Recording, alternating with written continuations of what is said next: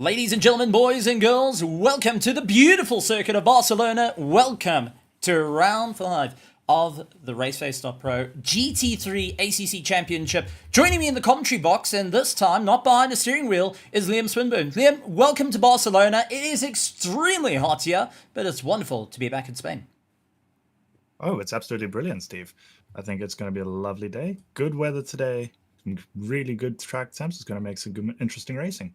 Now, with that being said, taking a look at the beautiful circuit that has got a legendary history, 16 corners of chaos that can happen, or 16 corners of greatness. That being said, you went and took out the Aston Martin a little bit earlier and took a drive of the circuit. Let's go and take a look at the lap and walk us through what the drivers are going to be facing today. Absolutely. So starting off here, you can see we're coming down the main straight. We've got a lovely turn one, quite high speed actually, quite complicated with a relatively short braking zone. It's a right-left, you come into it, you're doing about 108 minimum speed, 108 kilometers an hour, and as you get here, you're already on the path, powering through the corner, trying to get that exit.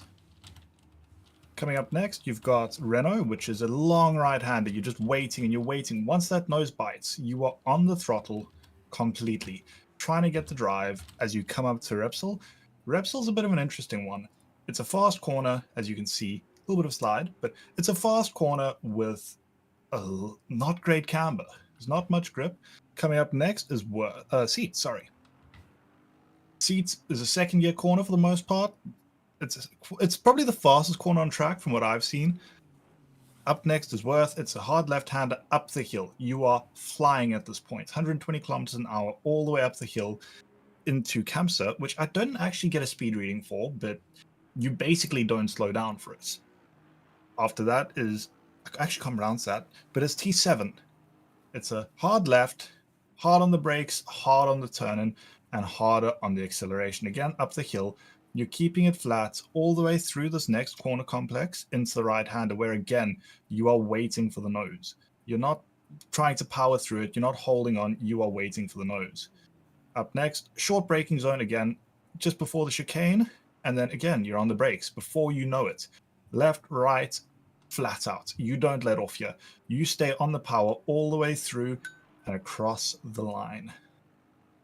And that is a beautiful lap around this lovely circuit. Probably one of my favorites, honestly, Stephen. Absolutely great. But if you look down to the circuit after you had a bit of fun, I've got to say Barcelona is not quite my favorite for many reasons. And one of them is being that little in chicane. The Constantino effect has become a little bit of a hectic situation. But let's take a look as drivers are going around for qualifying. Henry Mayer leading the top of the pack with a 143.8 and Brandon Kruger 0.065 off the back of him. And then you've got Gerrit Bukes running in third place. So very, very tight at the top. The 143 mark is where you want to be. The 144s is seeming to be the great for the mid-pack.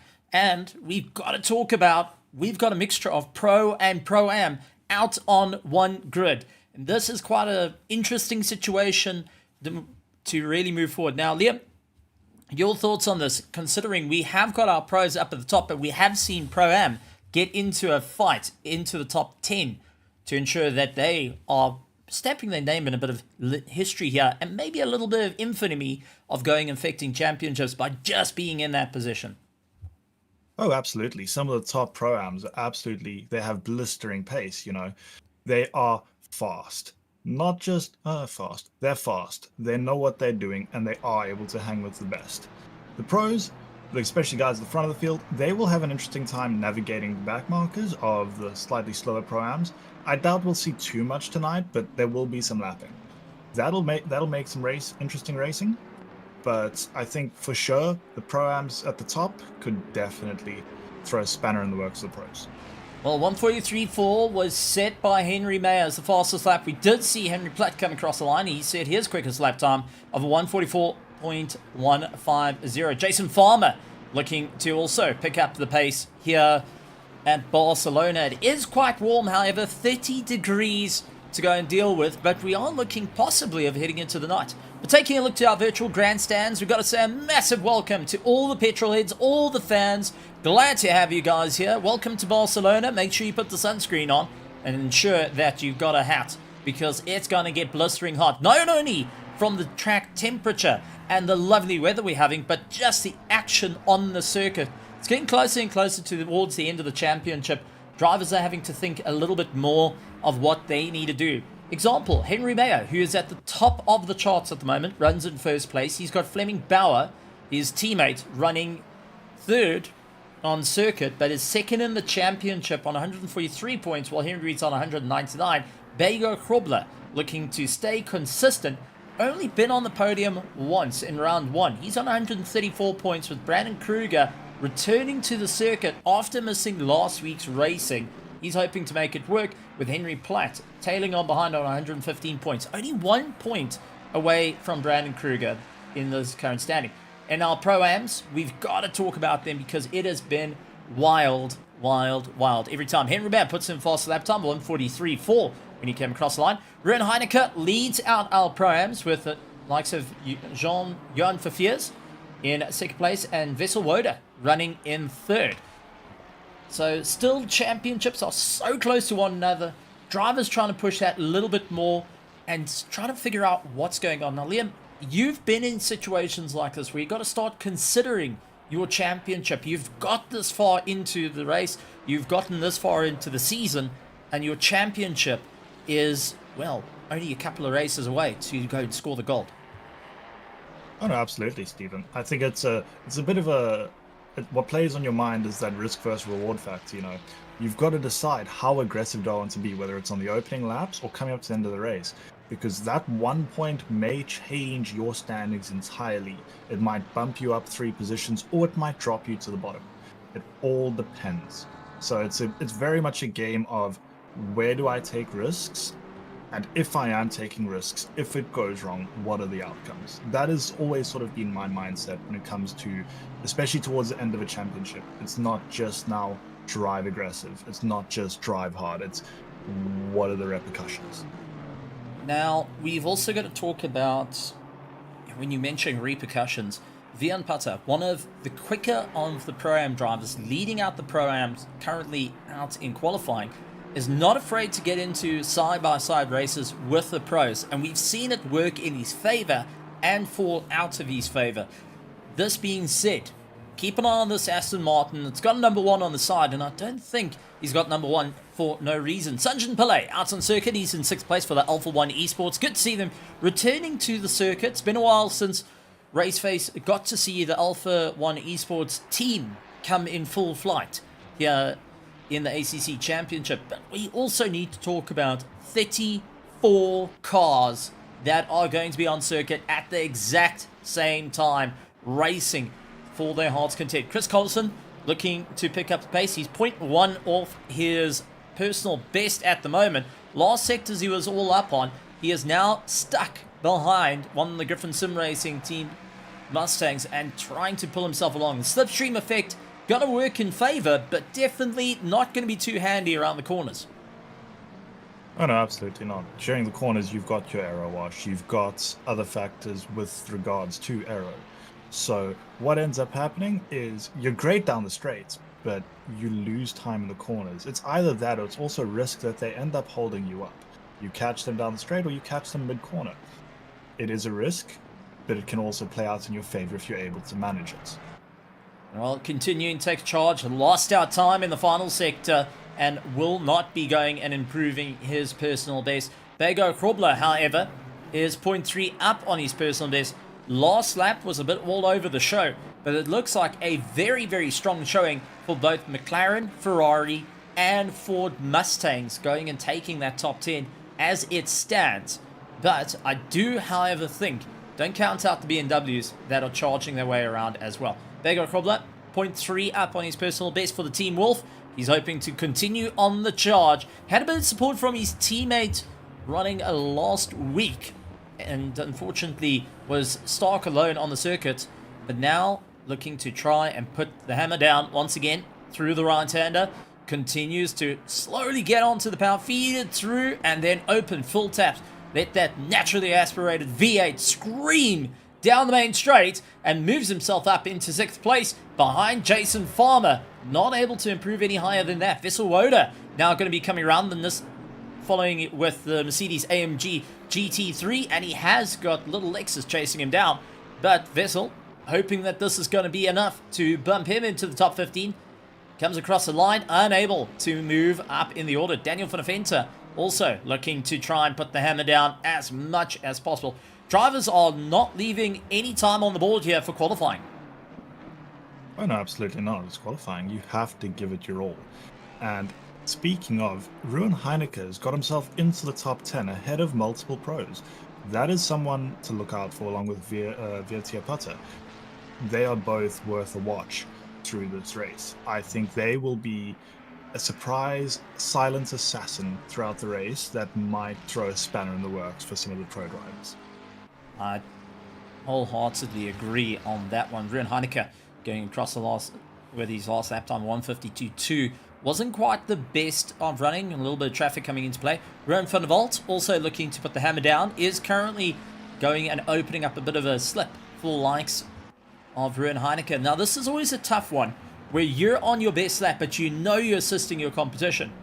Daniel Fonafenta, big times for him. He's currently 0.8 up on his personal best and is still hammering down. This actually may be a very good time for the BMW driver. So Daniel, hoping that he can carry the momentum through. Oh, just this last chicane can cost you so much time, which it has. It's dropped down to 0.4, 0.3 on his personal best. Can he carry the momentum across the line to get him closer to that top 15? And does. Puts himself in 13th Absolutely. place. That is a beautiful lap. You know, it might not be quite up there, but that is still a really powerful lap. And it's put him in a good position. Well, Sanjay Pillay also trying to put the hammer down as we got 1 minute 50 seconds to go. Drivers hoping to put in that last banker of a time. Others going to wait it out. But with these extremely hot conditions and also now qualifying, getting to a close, do you think it's worth pushing a little bit harder or getting into the pits and just calming yourself down? Oh no, I think it's absolutely worth pushing. You know, you've got that break between the race and qualifying to sort of get your heart rate down and get your breathing under control. I think for the last minute, if you are on track, it is absolutely worth pushing, because if you are able to get that time, it can make all the difference. I've seen it happen where I've gone from 15th on the grid to 2nd. It is a possibility. You just need to give it that sort of breather, take a breath, and then absolutely push. We saw Sanjay Pillay going and pushing a little too hard over the curb and cost himself time, and validating that lap was up 0.3 on his personal best. Let's take a look further down. This is Conrad Martin, hoping for his time in the sun, lying in 21st position and looking to get into that top 20. A little bit further down than what he wants to do. Vissalota 0.1 up on his personal best, does run out a bit wide as well. Many of the drivers pushing and just getting a little bit too far of a slide, carrying a bit too much momentum and just slightly going offline. And this is going to be a tough one for any of the drivers to get themselves sorted. If you haven't got the time in yet, this will be your final time, as we got 26 seconds left to get it all sorted out. And unfortunately, it looks like a couple of drivers are unable to do it. Taking a look, we've also got Michael Schultz rejoining into the grid, which is fantastic. It's nice to see Michael back on grid. It's nice to see him back on grid. Now, been a while since he's been behind the wheel. This is Motsohile going and utilizing a bit of karting knowledge to try and make it work in the McLaren 720S as he puts the hammer down. Not quite picking up the pace, unfortunately. Henry Mayers across the line and can't do any more. 1:43.4 is the best time. Kruger still sitting on a 1:43.5. Bagor Krobler sits on a 1:43.6. Akira Bukes with a 1:43.7 as it stands. William Bauer 1:43.7.45. So very close to Akira Bukes. Just couldn't put the hammer down. But all the drivers coming across the line not able to improve their times other than Renner van der Walt. Oh, is he improving? He is 0.7 up on his personal best in the BMW. So Van der Walt hoping that he can make it work to just push that little bit harder. Everyone else diving into pits, going to be getting themselves ready.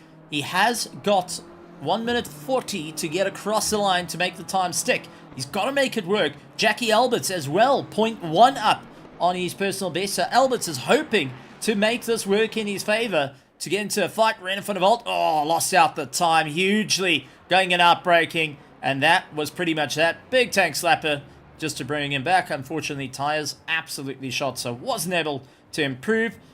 And we'll have to wait it out. Kerry Duplessis also just not able to bring the time back for qualifying. Qualifying is one of those. I think it's a bit of a challenge. You've got to push, but at the same time, if you push the car too hard too early in the lap, you're not going to have the grip at the end. And it's a very common thing. I mean, I was watching some of the gentlemen racing, and you are overheating the tires. They are getting hot. It is a hot day. They've got the vents all open as much as they can, and they still can't keep the tires under control. Yeah, no, it's definitely going to be an absolute blazer here at Barcelona. If you're just joining us, massive welcome to you all the petrol heads out there in the virtual grandstands. Fantastic to have you here. Liam Swinburne going to be on the comms with myself, Steve Koenig, and this is going to be an absolute blazer for round 5 of the ACC Championship for both Pro and Pro-Am in GT3s. This is season 22, and we're in for an absolute shootout. Now, we're going to be going through the grid, but a little bit of rules that are in play that kind of changes things up from the usual sprint racing formula. Everyone knows that just jump in, green flag, go. Well, here at Raceface, we like to put a little bit of a spin, get you going, and get you thinking of what strategies are going to come into play. So then we're going to go ahead and take a look down to the field and see these beautiful GT3s lined up on the line. Getting ready to load. And there we go, a little bit of a TV cam showing us Barcelona, but even more exciting, there is the fleet of GT3s ready to go. We have got 35 cars lined up on the line, ready for action here at Barcelona. You can't get a better sight, wouldn't you agree, Liam? No, absolutely. You really can't. I mean, 35 cars is already a stacked grid. And some of the cars are absolutely amazing. Some of them just look so good. The Pandasti and the Griffin Sim Racing are two of the standout, I'd say, teams. They've got some incredible liveries on display, and I really appreciate the work that's gone into them.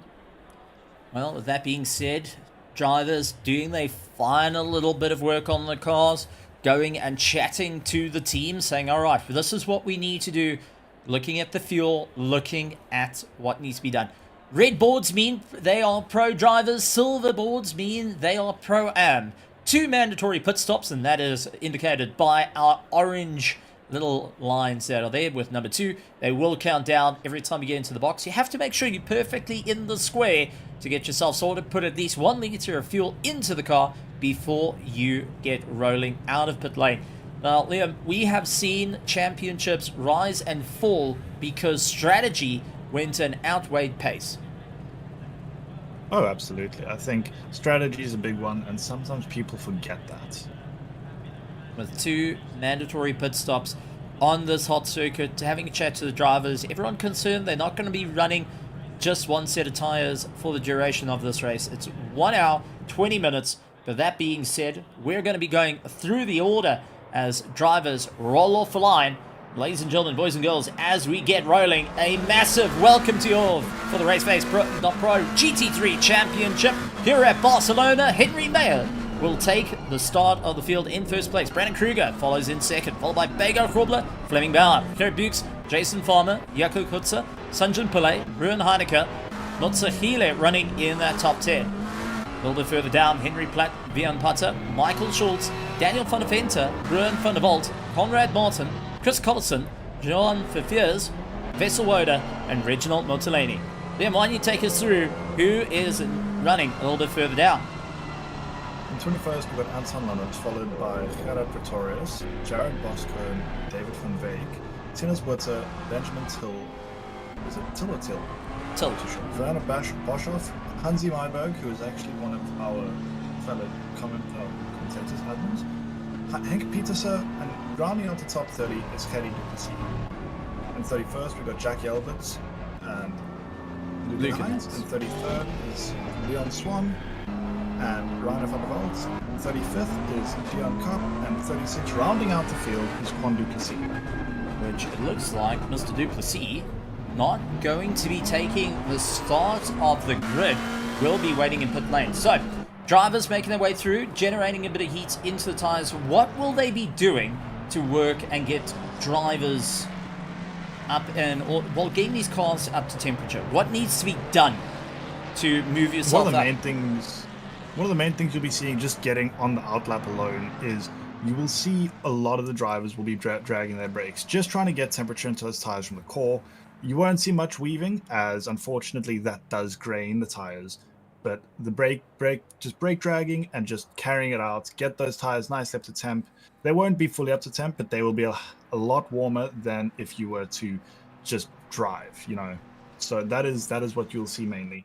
The turbo cars, they'll be having an especially good time with it because the turbo is also spooling. So you'll see some of the turbocharged cars like McLaren possibly brake dragging on the start line just to get the turbo spooled up. All that being said, drivers having to think what they need to do here. Pandassi and Omnius Gaming, two rival esports organizations.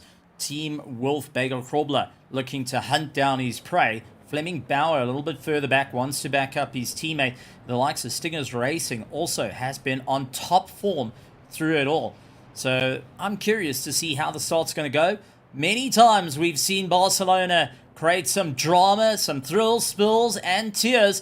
Let's see if it's going to work out again. Hour and 20 minutes. We get ready for round 5. We're getting ready for the start, ladies and gentlemen. Get on your feet. Get excited, as this is going to be hair-raising. We have got Jim, who is out as our flag marshal. We got Tim on the cameras. Lights on as drivers 70 kilometers an hour. All double file formation, and green lights go. Henry Mayer gets a jump on Brandon Kruger as they make their way heading into turn 1. Fleming Bauer trying to put a pressure on. Take a look. Bago Hrobler looks down the middle, not able to get it done, but Fleming Bauer trying to attack the outside immediately. Bago Hrobler looks to try and get involved, doesn't lose out too much time, but it is going to be Henry Mayer that lost out a big amount of time as Brandon Kruger gets the pass done. Dustin started opening up the gap early on.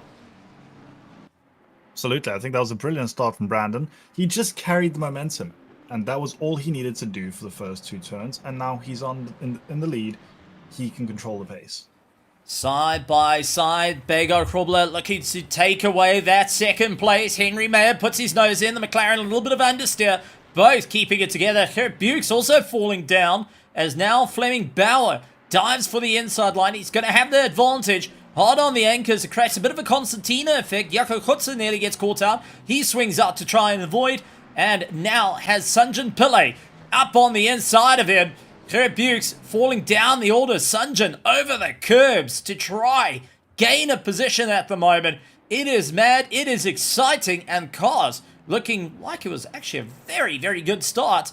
I'm going to touch wood on that one because don't want to say it too far. Jason Farmer gets a brilliant drive, trying to come back at Sunjin Pillay. Side by side they go, backs out of it, just to give it a little bit of a run. And as I said that it all looks good, I'm getting reports that Motsahile and Chris Collison, two opposite sides of the circuit with contact with one another. That is unfortunate. That is really unfortunate. Let's see what they can do, but that is hard to hear. Well, as they Brandon Kruger crosses the line for the first lap completed. Heading into turn 1 is followed by Henry Mayo, Bager Krobler, and Fleming Bauer. This is going to be an interesting race, I think, considering the top 4 all covered by just under a second. I think it's going to be a good race. Well, we've got reports that Hunty Myberg had a bit of contact with Leon Swan by the looks of it. So this is gone off, returning back to the circuit, trying to bring himself through. Side-by-side action up ahead. So let's see how this is going to work out. Oh, Leon gets a brilliant drive on Hunty Myberg up on the inside. A little bit of rubbing and racing between the two of them. Nothing too bad. They're able to get going. But we do have a replay of what happened. This is the likes of Chris Collison getting it all out of shape. So Chris Collison trying to make his way around, and up on the inside, Vessel Woda is there, and there's a contact with Oriitle as the field takes a dive all over the show to avoid the two. But unfortunately, it looked like Oriitle was just a casualty on the side. He wasn't in the fight, just had a car diving up onto the inside of him. Yeah, absolutely. I think that was just one of those unfortunate things of you're a passenger, there's nothing you can do. You can watch it come, but there's nothing more. At that moment, you're just waiting for the bang, you're listening for the knock, and that's all it's going to go. Hansi Myberg trying to bring it back. Henry Platt now trying to get going. He's got Michael Schultz all over the back of him, and right behind is Ruim van der Walt, keeping for company, but drivers starting to figure out what they need to do to keep running at the sharp end of the field. An hour and 16 minutes to go in this. 2 mandatory pit stops. Some of the drivers needing to really put the hammer down and make it work. Beggar Krobler sets the fastest lap time and nearly has Henry Mayer looking up on the inside line to try and get the pass done. He sweeps back, goes around the outside, can't quite carry the momentum as we do see Jared Bakum is now into the pits to get his first pit stop done and dusted. Maybe a bit of repair work done, but we are currently watching second and third hunt each other down. The Angry Panda looking to try and fight it out with the Wolf. No, absolutely. I think both of them are incredible drivers, and they are showing their grit. Henry all over the back of Bego, just trying to find that place where he can capitalize. Unfortunately, Bego driving phenomenally well at the moment for him, so it's going to be a challenge to get past, but they also need to be aware not to lose too much time to that lead Mustang of Brandon Kruger, because given half a chance, he will run away and you will not see him. So they need to be cognizant of that as well. But Henry is not going to give up that P2 quite so easily. Take a look at the trail braking coming into play with likes of Beggar Krobler being a bit more cautious out there. But the sun's starting to set here at Barcelona. This is going straight through the windscreen, straight through the visors, and into the driver's eyes that are having to try and navigate into the blinding light.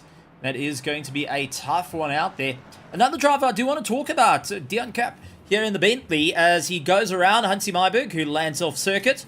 Hansi trying to rejoin safely, but Dion Kapp was actually one of the drivers that was racing in LMU last night in a Ferrari. This time, he is now in a Bentley in ACC. Talk about trying to go and do as much racing as possible in the week and trying out as many cars as possible. A big divide with the two Sims, but even bigger between a Bentley and the likes of a Ferrari 296. Oh, absolutely. I think between two Sims is already quite a significant change, as obviously you've got the different techniques required for them. But then you're going from what a lot would consider a very agile and very pointy Ferrari to probably one of the most difficult cars to tame. I personally love the Bentley. It's a brilliant car to drive, but it is oh so dangerous, especially if your setup's not right.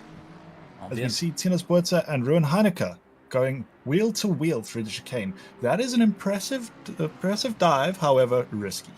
Now, Vian Putter gets that pass done. He's got now the likes of Ruin Heineke's teammate, Gerald Pretorius, in the Mustang, having a go on the inside. We do know the Mustang is very good on the brakes, and showing it right there. Tinus Buerta not able to fight back, had to wait it out. But let's talk about some of the strategy going on here, because we've seen some splashes and dashes done early on in the race. Jason Farmer leads out those that have done their pit stop. Chris Collison coming out of the pits now after his little bit of a run-in. But Jackie Alberts, 35 seconds in the box. That's tires and fuel that have been done to the car. Don't think it was intentional, though. We are getting reports of it. Jaco Gutser turned round. So Jaco Gutser not having an easy time there. The 177, I do apologize. Now, let's quickly take a look at what happened as Henry Mayer does set the fastest lap time. So Sanjin Pillay in the Ferrari, now behind, trying to look possibly for the inside line. Jaco Gutser was able to lead it through, runs out a bit wide, gets unsteady, tries to come back onto the circuit, lights us some contact. Sanjin just put his nose there. There's not much you can do there. It's one of those things. The nose was there. I think that'll go to the stewards. They will decide what will happen there, but a bit of an unfortunate one for Yaku. It was an unlucky spin. Well, let's talk about the spins and the slides here on a track that is extremely hot, 30 degrees. What are these drivers going to be feeling when they're going around? Especially now that you're sliding a bit, as you see, like Beggar Krobler fighting against the TC to just keep himself in check. Oh no, absolutely. These cars are notoriously loose, especially when you factor in a hot track. Those tires are overheating. If not overheating, they are on the limit. Right now, it's just a fight for survival. You will be under steering. Your braking will be different. The trail braking will be there. But at the same time, it does add a factor of excitement for us as commentators and as for the virtual grandstands, because it does have that, well, anything can happen factor, you know. And you say it as Bego again, fighting the TC, just trying to keep that car under control. It is going to be an interesting race, and there is going to be a lot of slipping and sliding. Well, closest fight on circuit, Hansi Mayberg falls off, and Alans Jakar to gain a position, and Bego Krobler still setting the fastest lap times of the race, now putting pressure onto the leader. We are getting reports down from the pits, Mr. Quentin Duplessis, who was meant to be out on the track as our 35th car, had mechanical problems and was not able to get the car out of the pits, and unfortunately will be watching from pit lane at the moment. The team will be frantically working on the car, but it doesn't look like a positive. A bit of a blow for Mr. Duplessis, who's an incredibly quick driver to have in the series. No, absolutely. I think it's unfortunate. Unfortunately, though, like I say, it does happen with mechanical failures. They do tend to happen from time to time, and when they do, it is the worst feeling because you're not in control. At least if you crash the car, you can blame yourself. When it's a mechanical failure, you're a bit more on the, well, this is awkward sort of side of the fence. Yeah, going to be talking to the team on that one, trying to adjust and figure out what's going on. Bego Krobler, we on board with him, and he is charging after Brandon Kruger. Late braking into the corner, made a huge move to bring it back. He is right on the top of Brandon Kruger, and I've got to say, 0.2 of a second faster than Brandon Kruger at current. So Bego's hanging on and pushing the car harder and harder, trying to make up some time here. And right behind him, Henry Mayer just starting to fall off the back. He was 0.8 of a second, not having an easy time. And it's going to be a charge through, but on towards our main straight. And Brandon Kruger flat all the way through, hoping to try break away from Bego Krobler. Henry Mayer will be in the tow as well as they charge into turn one. Gonna be late on the brakes.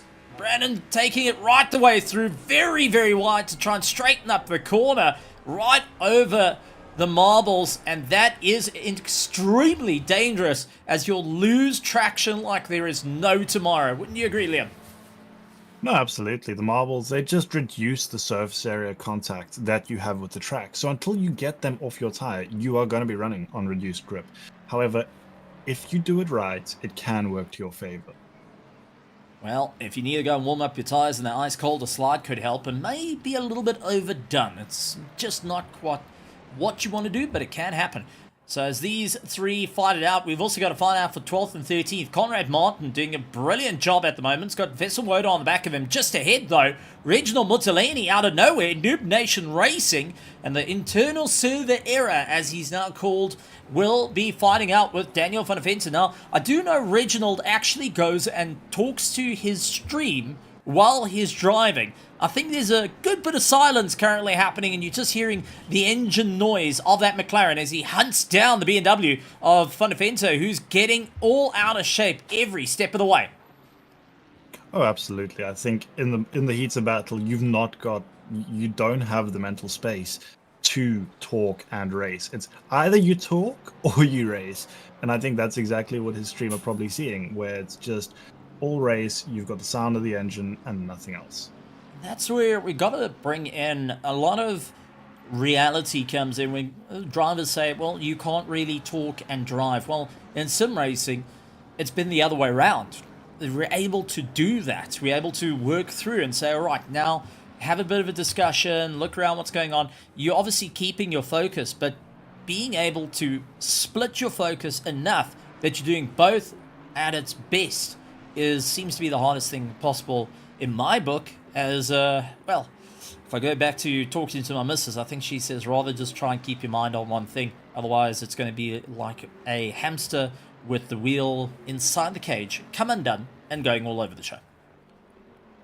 I love that. I love that as a saying. I'm keeping that. But yes, it's mastering both at the same time and having a good median, especially when say in an endurance or in a series like this where you've got your teammates on track and they can give you the live information, you also need to be able to take that information and process it, which is something that also isn't stated enough. It's one thing to be able to talk and waffle, but it is another thing entirely to take in the meaningful information. Well, so I'm definitely not going to be in that boat. Dion Cup dealing with Jaco Krutzer at the moment, who's going to try or go around the inside. Goes for a beautiful sweep back, and a little bit of rubbing and racing between the Bentley and the Mustang. But how's this? 2 generations out on circuit. A 2019 chassis Bentley Continental going and fighting against the likes of a 2024-2025 Mustang GT3. And it's fantastic to see how competitive both are with the likes of the BOP. No, absolutely. I mean, if it's anything like Imola, the Bentley will be running an insane drop in weight. So that is something to keep an eye on, because the Bentley is a very light car on this grid compared to some of the others, like the Mustang, which is oftentimes negatively affected by the BOP. So the Bentley is a car to keep an eye out on, and it is definitely a very capable car in the right hands.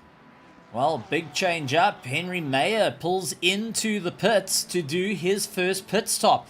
A bit of a late one. He's hoping to get ahead of Jason Farmer, but possibly go for the undercuts on Brandon Kruger and Bago Krobler. And Fleming Bauer, his teammate, will be reporting in, as we do see Bago hunting down the likes of Brandon Kruger and just can't get it right. A very interesting move to be done. Henry Mayer does come out ahead of Jason Farmer. It was a splash and dash. He's come out in 20th position after that pit stop. Absolutely. I think the undercut is very, very plausible if you manage to get the pace right. The issue is now he has to deal with the Pro-Am drivers, which ultimately they will slow him down to a certain extent, as well as some of the rest of the field from Pro. They will play a factor. If he can get past them and navigate traffic efficiently, it is a very plausible option for him to get back to the front and possibly undercut the 2 front runners. But if the traffic doesn't oblige and work in his favor, it could also be detrimental to his race. Always a tough one out there. Bago Krobler now still hunting down Brandon Kruger as much as possible, trying to think of what's working out. We are getting reports, however, Hansi Myberg into the wall. Lost control of the car, and that is a BMW looking rather second-hand. Let's quickly go to our driver iCam and see how it's looking, as he's got a bit of damage on that car. You can see the steering quite all over the show, and we did see the front of the nose not looking so great. So a bit of repair work needing to be done. Top end's going to be down, braking's going to be terrible, and you are going to be kicking yourself. So Hansi not having a good time out there. Let's quickly take a look at what happened and see if we can find out. Was it a late break? Was it he just lost control of the car? Did the rear snap out? Let's try and take a look. Liam, your thoughts so far? I think this is possibly one of those cases of just brake bias a bit far back, and as you let off the trail braking, it can come around. It's known to happen whether you lock a diff or something to that effect. It is possible, and unfortunately, with the setup, especially when you're on a fast setup, the rear end is quite loose. So that could have been what the possibility is. Just an unlucky moment for Hansi, but yeah, definitely not a great feeling. Well, I've got to say, this is quite fun. The reliable BMW M4, Daniel Fedefenta going and driving. He's got Vessel Woda in the beautiful Mercedes AMG GT3. That long nose reminds me so much of the GT3s of old, the BMW Z4 V8, the likes of the Chev Z06, the ZR1. But now we're getting to see what the Merc can do up against the BMW. Merc having a lot of rear rotation, the engine pushed a lot further back than you actually think it is, close to the driver, despite the long nose. It is behind the front axle. But the BMW is ultra reliable and calm on its tires, and thus far has been doing a great job to now open up the gap. And you can already see Vessel not as happy as he would like to be, and that's slowly bringing Conrad Martin back into the clutches. A little bit further back, Leon Swan has got Jaco Krutzer looking on the inside of him. Couldn't quite get it done into the final chicane, however. And Leon now just late on the brakes. Take a look at the Constantina effect. Jaco having to just pull off the racing line ever so slightly, not to have any bit of contact. Oh, absolutely. With the chicane, it's a bit of a tough one because it is such a fine margin, and it is a one-line set. You know, you can't. If you go offline, you're gonna lose time. That is the reality of it. So when you're behind someone, where they break is where you break, and where you turn in, well, that's up to you and your rhythm. And that is one thing I always say: is rhythm in racing is important until you get behind someone, because then they can throw that rhythm off. Yeah, drivers doing everything they can. Jaco Kutzer up on the inside, trying to get the pass around. Really doing everything he can to make it work. It's going to be a tough time, however. Not going to be an easy pass. Oh, never mind. He just made that look quite easy. Leon Swan just minding out of the way, seeing that Jaco Kutzer shoves his nose in and wants to get done. Jared Pretorius still battling out with the likes of Ian Putter, who's not quite on top as where he wanted to be. Vesselwoda has gotten ahead of Daniel van der Venter, but not much cap. It seems like some drivers are still fighting out, doing everything they can. Vesselwoda, however, is going to be so careful as Daniel van der Venter's there, but just behind them is Conrad Martin and Benjamin Till going and pushing himself that little bit harder to get involved in the fight. So great to see a monumental battle, as we do see Michael Schultz and Rowan van der Walt still having a go at one another. Gaps starting to open up between them.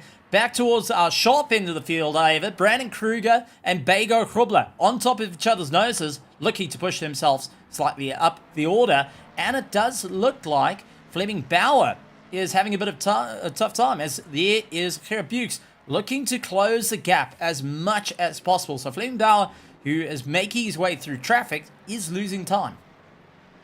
Oh, no, absolutely. I think the gentlemen behind watching this battle ahead, all they will be thinking in their mind is, we need to catch that because there is an opportunity of capitalizing on the situation. The drivers ahead, they will be thinking, we need to get away. Like, we need to pick up the pace, especially, I'm not sure, is it D Cup?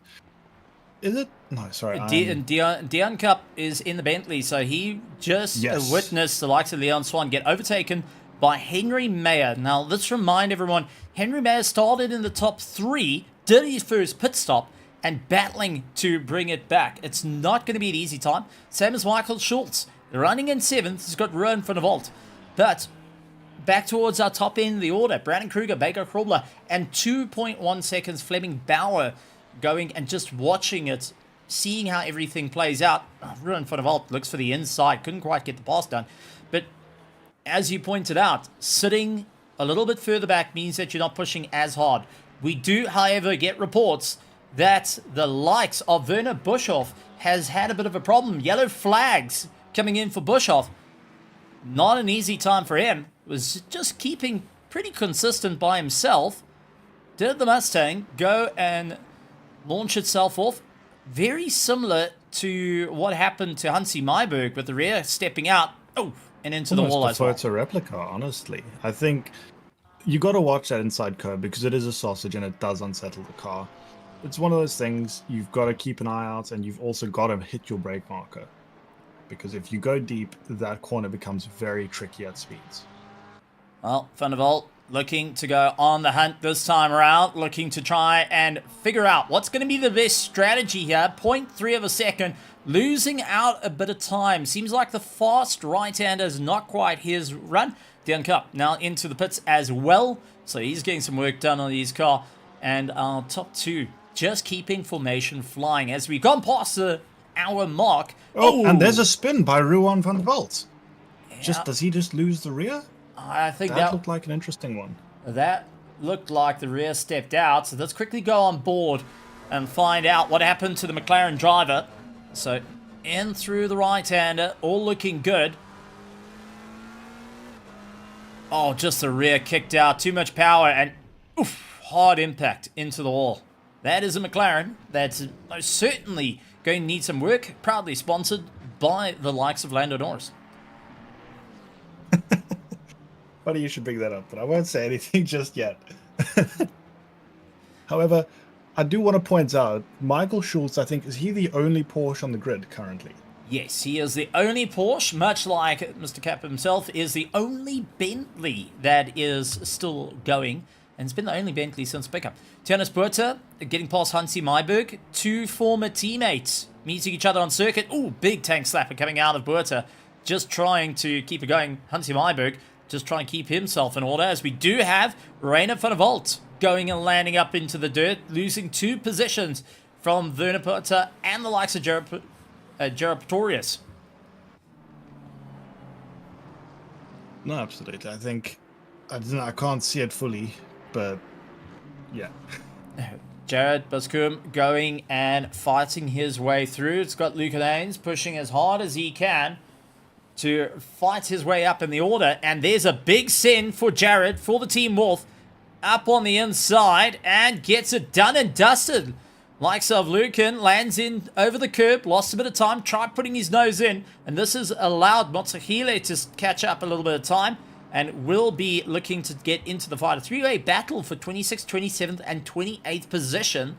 All 3 have already been through the pit stops once and trying to go that little bit further in the race. No, absolutely. I think right now is prime time for pushing. It's still relatively early. You've still got decent tires, but at the same time, you don't want to be following too close to anyone because that will eat up your tires just due to the inherent understeer of the cars. So that is something also to be aware of for the drivers and for the viewers. It is both a risk sitting behind, but it can be very, very opportunistic. Now, I've got to talk about the pit stops, because we've seen the early pit stops and others running a bit later. One thing that I feel personally might work out for drivers, but what we have seen in past seasons, was getting to the 45-minute mark to get your first pit stop done, and then getting as close as you can to the end to just get your final. And that would be a splash and dash. But the closer you get to the end, you're going to land up taking away the chance of putting new sets of tires. So it means your first pit stop is going to be a change of tires. How many of these drivers you think are going to be swapping out to a new set of tires, or are they going to leave it towards the end? What would be your thoughts on this, considering you have raced against majority of these pros and pro-ams?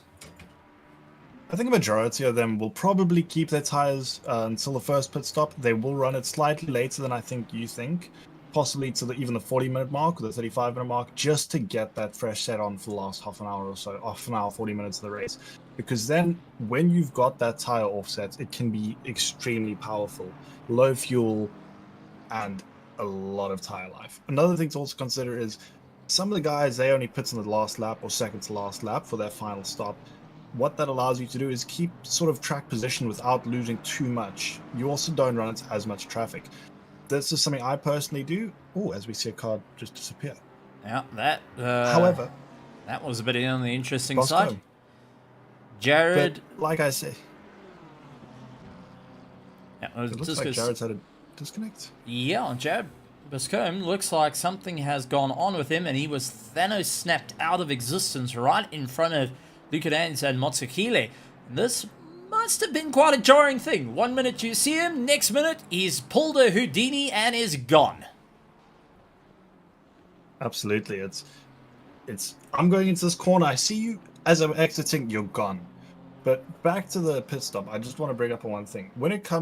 For me personally, I don't like running into traffic, especially back markers. So I think what a lot of the faster guys will do is wait until they get right up onto the pack where it starts sort of getting dense with the back markers and pitting. That is a really good strategy because it keeps you in clean air when you come out of the pits. And by then, a lot of the guys have already pitted. Well, it is something to take into consideration. Well, it's going to be exciting as we see Ruben van der Walt and Benjamin Till hunting each other down the main straight and really getting on the anchors. Benjamin Till a little bit early on the brakes for that Lamborghini. He's catching up to Conrad Martin, but now Ruben van der Walt's going to be putting a lot of pressure on the back of him to get it done and dusted. Now, van der Walt did have that spin. It cost him a bit of time, and now just trying to drive with a little bit of aero damage. It doesn't look like it's affecting him too much by just looking at his outright pace. So 1:45.8 was his last lap time, and his best lap time was 1:45.0, so not too far off. Not too far off at all, but I just want to point out there's a Lexus lurking. Just behind the battle, there is the Lexus lurking. He is watching, he is analyzing, probably chatting to his team if they're there, and just seeing if any of them can give him some advice or maybe some info. But I think that Lexus is someone to keep an eye on. Well, Benjamin Till not getting the best drive. Ruben van der Walt going out wide. Now, there's one thing we haven't touched on. Looking at all the cars really running into the AstroTurf, track limits here at Barcelona is absolutely terrible, as we do see likes of Ruan Vanderwalt trying to go around the outside. Benjamin Till, the Racing Snails, not going to back down from this. The Racing Snails team is always one to get into a monstrous fight. Ruan Vanderwalt but a dive! And a beautiful one indeed. A absolutely measured approach for Ruan Vanderwalt to get past the likes of Benjamin Till. That's actually fouled him up a little bit and brought Gerry du Plessis into the picture. The Lexus going and putting the hammer down that you were keeping an eye on. Absolutely, and that's why I say he wasn't quite in the fight, but he was watching. And the Lexus has got insane straight line speed. We talk about the Mustang. The Mustang's got a lot of speed, but the Lexus, I think, is actually faster. It's that little hidden gem that is fighting out. Benjamin Till losing out yet another position as he comes through. Let's take a look at who is running where. For our pros and overall race, it's Brandon Kruger, Bego Hrubler, and Fleming Bauer running in third. For our Pro-Ams, Reginald Mutuleni leads out our Pro-Ams with Vessel Woda and Conrad Martin going and making sure that they're in for the fight. Actually, very, very interesting to see. Those three have not been on the podium in any race. They haven't been into the top three at all throughout the season. It seems like Barcelona is a different factor altogether, and hopefully will be a positive one, as I know Reginald Mutuleni is going to be smiling ear to ear, but the pressure of being at the front to try and make it work out must be mounting, much like it is for Brandon Kruger and Bego Hrubler, as they look to be doing a little bit of formation flying, not really pushing each other too hard on overtakes. They seem to be just opening up the gap to the likes of Fleming Bauer. I think, yes, absolutely, they're opening up the gap, but at the same time, I think those tires are getting very hot. We know it's a hot day in Barcelona today, and we know that that was one of the key concerns for drivers. So I think right now it's a bit of managing, but also just trying to open that gap. You know, it's a lot easier to fight one guy than fighting two, unless, of course, one, let's say Fleming gets close, he can always pull Bego off the back of Brandon, but at the same time, you open yourself up to more risk.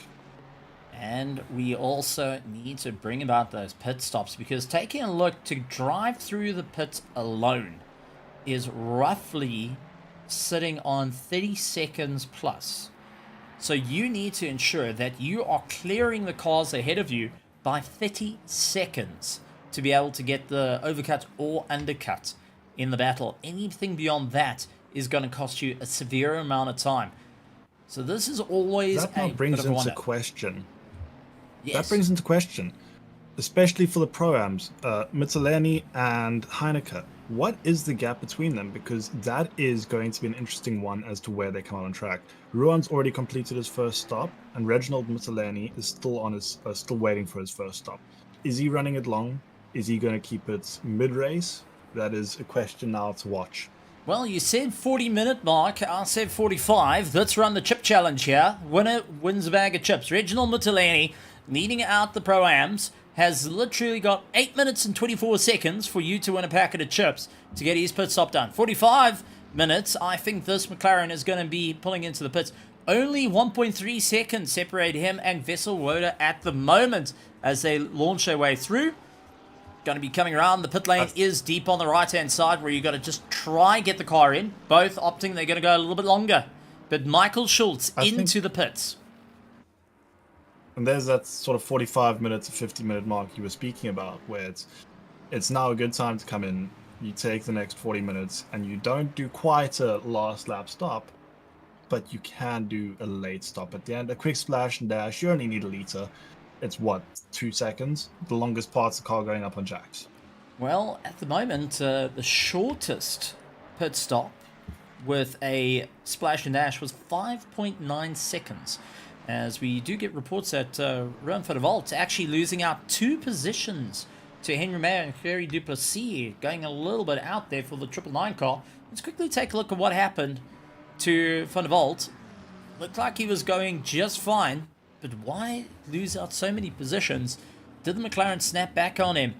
Doesn't seem to be as settled. Multiple turns and keeps the car going, but taking the off track in the process. Not ideal circumstances, but a great save nonetheless. But that McLaren is most certainly not going to be the happiest car to be playing around with today.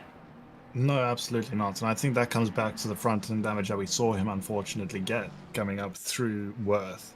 Is it Worth? Yes, up through Worth. Just a slight bit of oversteer, and that was all she wrote. So I think that's now affecting the car, just giving it a bit of that downforce, because the McLaren is a very, very line car on its downforce, and without a front splitter, it's going to make it a little bit less agile. Sanjan Pillay into pit lane, out of the top 10. Vesselwoda and Reginald Mutalini chasing each other down. Brandon Kruger and Bago Krobler as they continue yet another lap. Guys, come on, Mike. The packet of layers is on the line here. You've got to be so careful. Try and get it back in. Try and get in the pits. 45-minute mark, please. Would be nice. Michael Schultz, however. happen. Oh, yes. Michael Schultz and Björn Putter close to one another. Schultz coming out of the pits. And just to give you a bit of an insight, we're getting from one of our former pros, recently semi-retired, not retired, thinks he's retired, but now driving cars that haven't got wheel arches and the seats in the middle, and then it's sports cars. The Pandassi driver himself, the likes of Werner Skuman, going and saying, everyone will do tyres, no ways driving around Barca on one set of tyres and staying in front with his heat. You know what? If that's a challenge, hold my cool drink. Watch this, Sherlock. Steve, you are also probably the best when it comes to tyre saving and fuel saving, so you are excluded from this. Definitely not a front runner, that is for certain. These drivers are hammering it down lap after lap. 144s consistently from our top three as they continue to bang in those phenomenal lap times. Bago Krobler hunting down the likes of Brandon Kruger. Sun has set a bit more, and drivers are being a little bit more settled. But interesting enough, Michael Schultz in front of Fenter into the pit. Schultz in for another pit stop, double stacking it. This could be an interesting... This was something we didn't have on the bingo cards, is it? No, unfortunately not. I had many things on the bingo cards. One of them is going and enjoying the countryside of Spain, but a double pit stop is definitely not what I thought. No, absolutely not. But this could work in his favor at the same time. We know he's in a good position, and everybody's going to start pitting now. This could work in Michael's favor quite well if he does it right. Now, we got to also talk about the elephant in the room. Reginald Mutalini and Vesselwoda have not gone into the pits, and that's pretty much my plan out of the water. Both of them pushing a little bit longer with Reginald behind Vesselwoda. Loses out that pro-am position as we do see Yakakotsa up on the inside of Benjamin Till into turn one. Clean pass for it, and they will continue to fight their way through. So, with that being said, Sanjan Pillay also back out on track. Schultz has done all these pit stops along with the likes of Mr. Dion Cap as well as completed all these pit stops. Joe Bakum, who is now into pit lane as well, returning to the circuit. We saw him disappear. The Team Wolf were able to get the car back up and out on the circuit. He is laps down, but did not give up the fight. Jared Bakum is now back onto the circuit. Phenomenal, phenomenal stuff. Go, Jared, go. Absolutely. It's beautiful to see. You know, I know you always say, Steve, once you see the green, you see the check, and I think that is an absolutely brilliant show of it. It's not just about winning. It is about getting to the end of what you set out to do initially. Flaming so down. It's good to see him back on track. Oops, sorry. No, go right ahead. It's nice to see him back on track, but as you say, we've got, who's this? Jared Pretorius and Virtia Putzer currently? No, yes. They are battling out for 16th and 17th.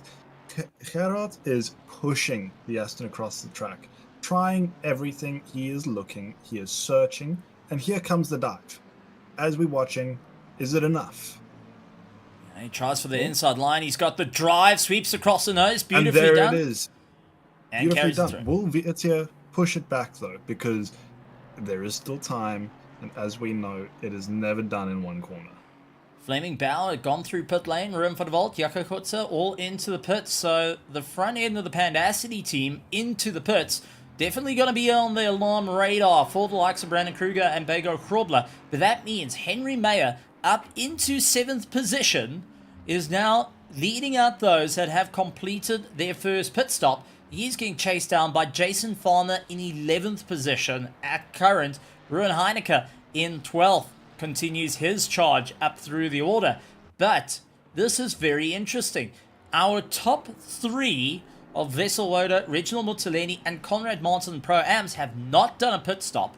Then Brandon Kruger, Bego Krobler, and Gerrit Bukes, who all started out towards the front row, have not dived into the pits. They've watched their competition go through pit lane, and the rest of the field, and Gerrit Bukes obviously listening into the broadcast, dives into the pits, and his whole team is ready to put that car on the jacks, get the fuel, and get going yet again. Absolutely. Before we go any further, I do see from some information, Schultz did one fuel on the first, and now he's done tires and fuel again. So I think there was a bit of a mishap with the pits, just a bit of the wrong strategy there on the first pit, so probably just making up for that.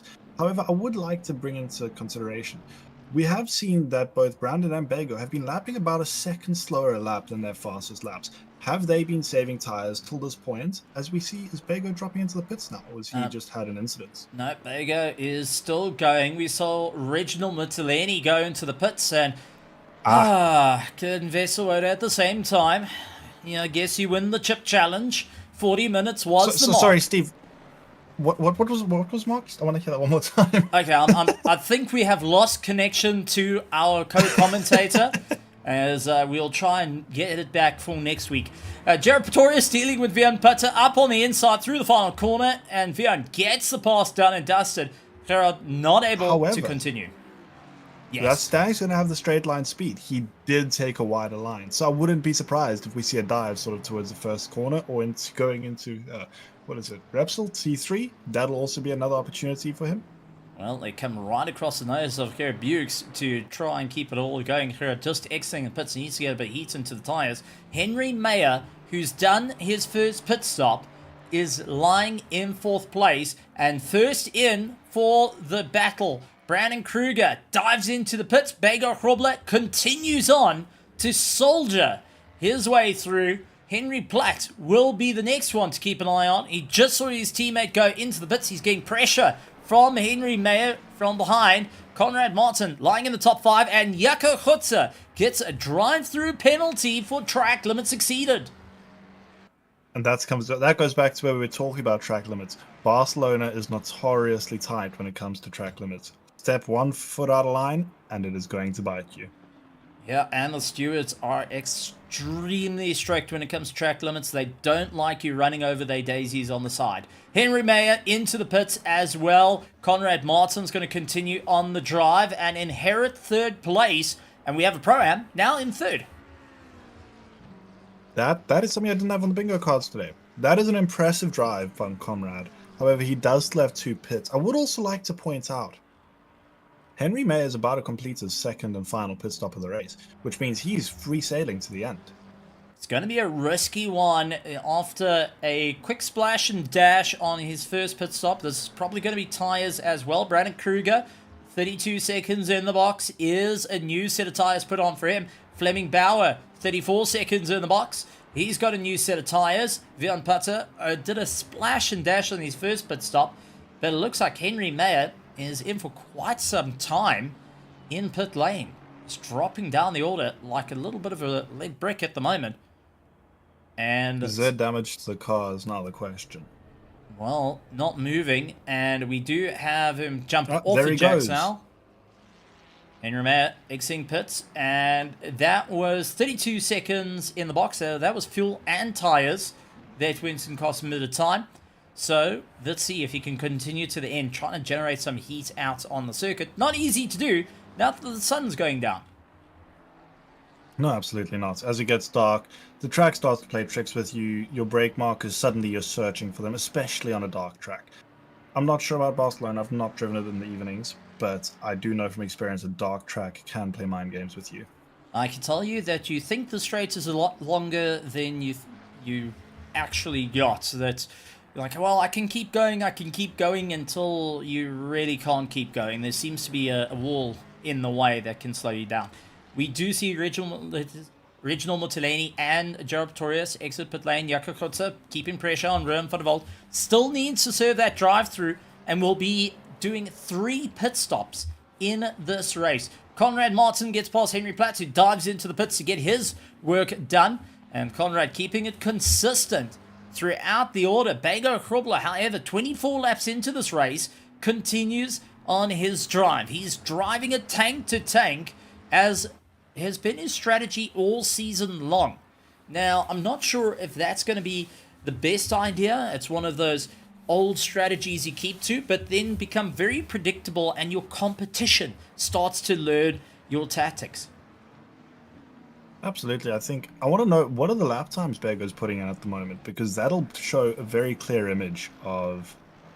He's still lapping quickly, I think, for now, as he dives into the pits. Yeah. No, So Bego now into the pits, but it's definitely... If he's managed to keep that pace up on Brandon's outlap, that might net him the position. He will be slow on pit exit, but it is going to be tight. Well, Conrad Martin now leads out the field, and will lead out the field when Bego Krobler comes into it. But we are seeing the likes of Conrad in a little bit of a fight, trying to move his way up through the order. Brandon Kruger, however, will be sitting in the 144s. Fleming Bauer is sitting in the 144s. Garrett Bukes with a 145.5 continues on his drive. So we're still seeing a lot of time being gained throughout the order. Drivers trying to figure out what's going to be the next strategy here and where do they need to move through. Bjorn Putzer now leaving pit lane as well as he joins back on the circuit. Where is Bego? So we are keeping an eye. Bego into the pits, waiting for his chance to get off the jacks. Conrad Martin will be blasting past. Brandon Kruger will be the next one. He has got a bit of traffic in the way. Blue flags are waving. The blue flag rule, bit of an interesting one, as we do see the likes of Brandon Kruger, 144.1, fastest lap of the race. And there's Bego just behind him. Righty-o. So Brandon Kruger gets the pass done. Fleming Bauer also looking to try and hunt down and make an opportunity here. The blue flags are waving. And it is something we got to talk about. Many people will start to think of Formula 1. You got to get in through the corner, mind out of the way, let the cars go through, roll out the red carpet. But Liam, what is the blue flag rule for GT racing? So GT racing is a bit different from your Formula style racing. In GT, the blue flag just is, hey, there's someone behind you, just so you know. You are not obliged to move off your racing line or to slow down. It is the car passing you. It is their duty to get past you safely and without incident. So as a blue flag, you just sit there. You can let off, and some of the drivers you will see let off or move off their line. Ideally, you don't want them to move off your line because that brings in an element of unpredictability, but it is always a possibility to be aware of. Yeah, and you're not like defending your position when they come by, so it's always going to be fun. I think if the blue flags down the main straight actually quite helps you towards the end, as you now have that slipstream effect. Michael Schultz having a look at Leon Swan on the inside for turn 1. The Porsche unable to get past as the Aston Martin looking rather steady. Conrad Martin now into the pits and will be relinquishing that first place to Brandon Kruger. But the question is, will Conrad Martin be high enough away from Wesselwoda, who is currently running in second place of our Pro-Ams? Well, I think one of the things that Conrad's had working for him is he is in a car that does like the downforce. We talk about McLaren, but at the same time, he's also been following the faster drivers. So I think if that works in his favor, that'll be an absolutely brilliant strategy. It's just now a question of whether he can hang on to it. That's going to be an interesting one. 3 warnings will be handed out to the drivers for track limits. Beyond that, you get a drive-through penalty, and I wonder how many of these drivers have flirted with those limits time and time again. Looking at Leon Swan and the likes of Michael Schultz sliding around, really getting to the fringes of the circuit to try and keep themselves sorted. But I wonder, are they flirting with those track limits a little bit too much? Fleming Bauer comes out just behind his teammate Henry Mayer and in front of Wesselwoda, who will be smiling ear to ear as he takes over the lead of the race for the Pro-Ams. But it's Brandon Kruger, Bego Krobler, and Garrett Bukes that run first, second, and third currently. And interesting enough, that Fleming Bauer and Henry Mayer that have completed their pit stops now need to catch up and make a huge amount of time. But it's a Ford first to fourth. Not often you get to see the Mustangs fighting out like that, followed by the McLarens. Leon Swan Now holding the outside line. Here comes Michael Schultz for the inside. Dives in for the pass. Gets it done. Michael Schultz utilizing the braking on that Porsche to try and get himself ahead. We do see Vian Putter dealing with Gerald Pretorius. They're right behind Reginald Mutilini, who at one point was leading out the Pro-Ams. Pretorius, Putter, and Mutilini all in the same class, all completed their pit stops. But Brandon Kruger sets the fastest lap time again, a 1:44.020. I think this is the point where Brandon's starting to say, guys, I am in the lead of this championship. I am in the lead of this race. Come get me. And this is now, is it a question of mind games, or is he just pushing that car really hard? We know the track temperature is going to start dropping as it starts to go into the night. But is it now a question of track temperature dropping, or has Brandon finally found that groove that he was looking for earlier today during practice? Oh, interesting run is actually Bego Krobler, who dived into the pits again. So comes out of pit lane, will be rejoining. He's completed all his pit stops, however. And this was quite on top of his first stop. So maybe trying for an undercut, trying something a bit different instead of getting it right to the end. Does come out in 5th place, however. And that's just ahead of Fleming Bauer, who will be hunting him down, trying to figure out what needs to be done. Henry Mayer, however, will be leading out those that have completed the pit stop. And Bego is running 2 seconds behind him. No, absolutely. I think goes back to it where we were talking about Henry's got a great opportunity with that undercut, and I think he's utilized it perfectly. He's not had much competition from the cars around making his way through the field, and it's showing, because clearly that is a gap that he is smiling. He's come out of there absolutely smiling, but now Brandon needs to realize that as well and try and put his foot down. That being said, a good battle going on. Oh, Vian Putter getting an unstable. Reginald stuck in the middle. Look to go 3 wide. It's side by side with the Aston and the McLaren. Both them a little bit archy-bargy. Gerald Pretorius trying to get involved. It's 3 wide. Now switches down to 2 as Gerald Pretorius gets the pass on Reginald Mutilini. But Reginald getting into a little bit of a sandwich. It got a little bit uncomfortable. Now trying to fight his way back. Pretorius, however, all over the back of Vian Putter. This is 17th, 18th, and 19th. But you can swear they are racing for the World Championship. Oh, no, absolutely. I think this is the point where you see it start to push. Going and putting the hammer down, trying to get that a little bit further up in the road. Pretorius all over the back of Putter there. Apex Titans Racing AMR with the likes of the Griffin Sim Racing Team Mustang chasing down the order, hoping to go that little bit further. 29 minutes left of the race, and drivers trying to figure out what's going to be the next strategy here. What's going to be the plan? For many, it is a sprint race to the end. For others, it is one more mandatory pit stop to be done. And when are you going to be able to do it? As we do see Run for the Vault slowing it down very, very much into pit lane. He went absolutely to a dead stop to ensure that he doesn't get any penalty whatsoever. I think he missed his brake marker there, but just absolutely got a little bit scared. You know, when that happens, you slow down too much, but looked like a good entry. So let's see where he comes out. Well, going to be an interesting one. After having a race, he was constantly on the back, and unfortunately, since that spin, was just not able to recover it as much. He will be doing his final stop, however. Jason Farmer keeping himself going. He's got Benjamin Till on the cards in front of him. 1.3 seconds. Benjamin, who is all over the back of Kerry Duplessis as he looks to challenge. Kerry Duplessis in the Lexus, battling his way through. Small block Lexus V8 has got the likes of a extremely loud and stunning Lamborghini Huracan GT3 Evo 2 hunting him down, both putting out the same amount of horsepower, 570 horsepower as regulated by the SRO. But I've got to point out, to see it 2 cylinders more, not able to catch up to the likes of the Lexus, and having a Ferrari 296, which is a V6 turbocharged car, however, is able to go in for the fight. We have got 3 different engine types in multiple different cylinders, from 6 to 8 to 10, fighting out for the top 10. Absolutely. The one thing I'd also like to point out is they're all V configurations. So that is very clearly a favored engine, at least engine layout.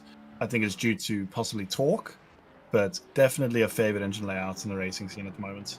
easier to work on. BMW is the only one that's saying, we're just gonna run a straight six to see what not goes only on. BMW. Porsche There's as also well. the Boxer. Yes. The Porsche as Back to well. the Porsche, though. It is also probably, I think, the second fastest accelerating car on the track.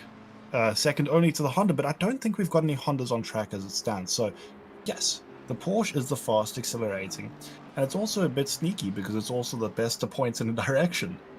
Well, Once you overcome that rear end snap, the Porsche is an absolutely phenomenal car to drive. Well, fun fact about Honda, since we just touched on the subject, Honda actually set a little bit of history for the company. Now, they did mention back in 2021 that they were embarking on a interesting mission, and that was to send a rocket into space and bring it back down successfully. Now, we know Starlink has done so, and it's had varied success, but Honda successfully launched a rocket and brought it back so gracefully to ground. I mean, you make a bike that, well, is actually 4 legs instead of wheels, and you managed to launch a rocket, but you've also got a highly successful GT3 car in the mix as well, plus amazing bikes. Not to mention a great Formula One history. Honda really is a jack of all trades. We'll talk about some of the years that... No, let's not talk about some of the years that the Honda engines are better used as coffee tables instead of actual engines. Kerry Duplessis, Jason Farmer, closest battle out on circuit as they launch their way around. 145 set by Kerry Duplessis, and his last lap was a 146.4. Jason Farmer, 145.6. So Jason Farmer's most certainly got the pace over Duplessis. And is it maybe due to tire life? Both have been charging their way through. Jason has been keeping fairly consistent at the moment. Just can't get that pass done and dusted. Sanjin Pillay looking to fight out with Michael Schultz. Good to see these two duking it out yet again. It's been a couple of years since we've seen both of these drivers actually get into a solid brawl with one another. And I'll take you right back to, I would say, 2023. Before my time? No, it would be still your time. It was 2023, where it was the impact of the teams. Alpha E1 Esports, Genesis, the likes of Hybrid Racing, Alpha 1 Esports, ZRC, all going and duking it out and having such a stellar time out there. We got to see some really competitive action. We're going to have that also back on returning drivers. Well, Harry Duplessis returning to grassroots as he lands on the brakes, slows the Lexus down a little bit late, and Jason Farmer sweeps in, gets a pass done. They are not fighting for class position, however, so maybe a calculated move, or I would lean more of that braking point went a little bit further than planned. I think absolutely that the Lexus is a very heavy car, as we know. It is a tank. It's, I think, one of the largest cars, if not currently the largest car on track. So it is a tank, and it is very, very heavy. You've got to hit your brake markers, especially so. Oh, a bit of elbow-to-elbow contact. Oh, that was Reginald Mutileni and Leon Swan having a bit of contact. Reginald took the dive on the inside, couldn't quite get the acceleration to keep ahead. Leon going and getting a little bit of bump over the curb. He returns with the understeer. Reginald gets a knock. Great save on both drivers. But now this is going to be a hunt down. Reginald Mutileni close into the toe of Leon Swan heading into turn 1. But we know that Aston's got some phenomenal straight line speed. So it'll be interesting to see how much he gains, but I'm not imagining it to be too much. Looks a bit wide, trying to make his corner a little bit more open. Leon Swan taking a very tight line, however, not wanting to risk it for the biscuit this time around. Waits for his opportunity. Reginald having to wait a little bit more. Lucanens and the likes of Motsahile having a go at one another, but take a look. Hansi Myberg and Van der Walt in pit lane. Now, why are these two sitting in pit lane? And they are sitting for quite some time. They have not exited pit lane for quite some time. And I've got a funny feeling the team have retired both cars. Do you think a possible contact between the two of them? Because that is an opportunity. I mean, we know they've both had damage from earlier in the race. Could that be now weighing in on them? Or I don't see any further incidents for the 999 and the 526 car. So possibly just finding a little bit of internal errors and deciding not to push it a little bit more. I know the teams are going to be working. Team Tryhard and the likes of Panassi will be working frantically to get the cars up and going, but I don't think it's going to be an easy one. Three-way battle, however, I do want to go back to Reginald Mortellini, Jaco Kutzer, and Leon Swan chasing each other down and looking to make it a three-horse fight, as we do see Leon Swan, who's lost out the position to Jaco Kutzer, still remains on the back. He's lost out the position to both of them, Reginald and Yaku. So now tries to keep on going. He dives into the pits, however, to try and get his final pit stop done and dusted, where Jaco Kutzer has also got one more stop to go. Leon Swan taking that away. Reginald, however, is racing till the very end, so maybe just trying to undercut the likes of Jaco Kutzer. Gerald Pretorius still on the back of Vian Pata, teammate of Leon Swan. Gerald Pretorius not able to get too much of a run through the order, as we have still got 32 cars roaming around the circuit, with the likes of Jared Bakum, who was back out on circuit after his problem. We do get a little bit of information back from pit lane, actually from Van der Walt, saying that he had to retire due to mechanical failure, the wheel giving issues, and has to pit it. That is unfortunate. Not the way you want to lose out the fight here at Barcelona, and a gut punch of note. No, absolutely. It's never nice when you've got mechanical issues. It's frustrating, and it makes you want to pull your hair out. I am one of those victims. I've missing quite a decent amount now because of said technical issues. Well, Bego Krobler having a bit of an interesting run with Henry Mayer, both of them hoping they don't have any mechanical issues, as Bego on a solid defense. Mayer putting a lot of pressure on the back of him, looking to try and get on by. Late on the anchors, tries for the deep inside line, but that Mustang is keeping pretty solid. Both Mayer and Krobler continue to keep each other rather honest at the moment, and I do have to say they've definitely taken the gloves off in this boxing fight. Absolutely, and I think you've got also Henry Mayer, Fleming Bauer, and Bego. They're all there. Is it? Am I seeing Fleming there?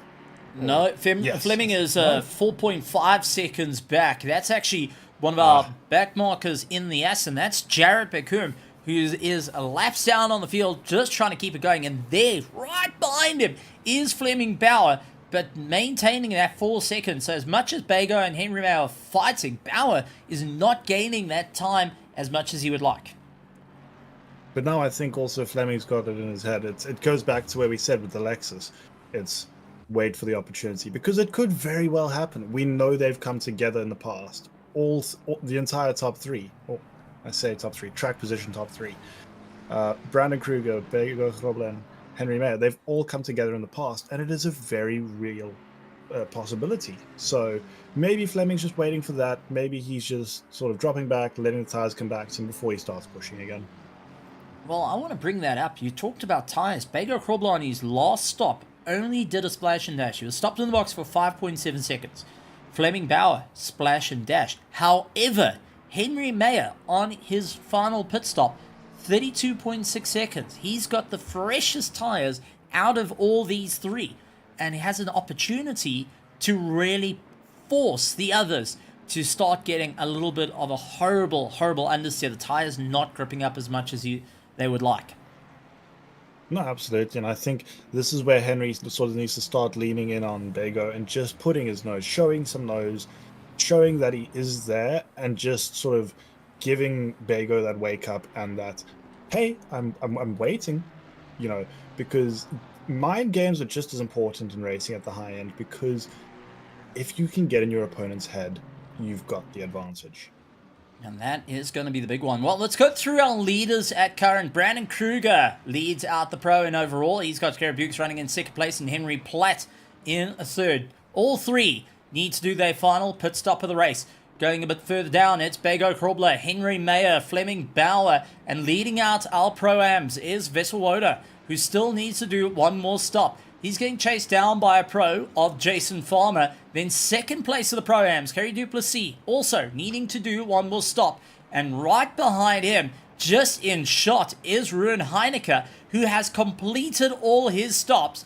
And he's getting chased down by this car over here, the Treehouse Works Racing of Conrad Martin in 11th position, has an opportunity to move his way up in the order. Still has got one more stop to do. Vessel now into pits and will be losing out that first place, as we do see a bit of a good move from our backmarkers, just minding out of the way, letting the drivers go through and saying, listen, I'm not in your race.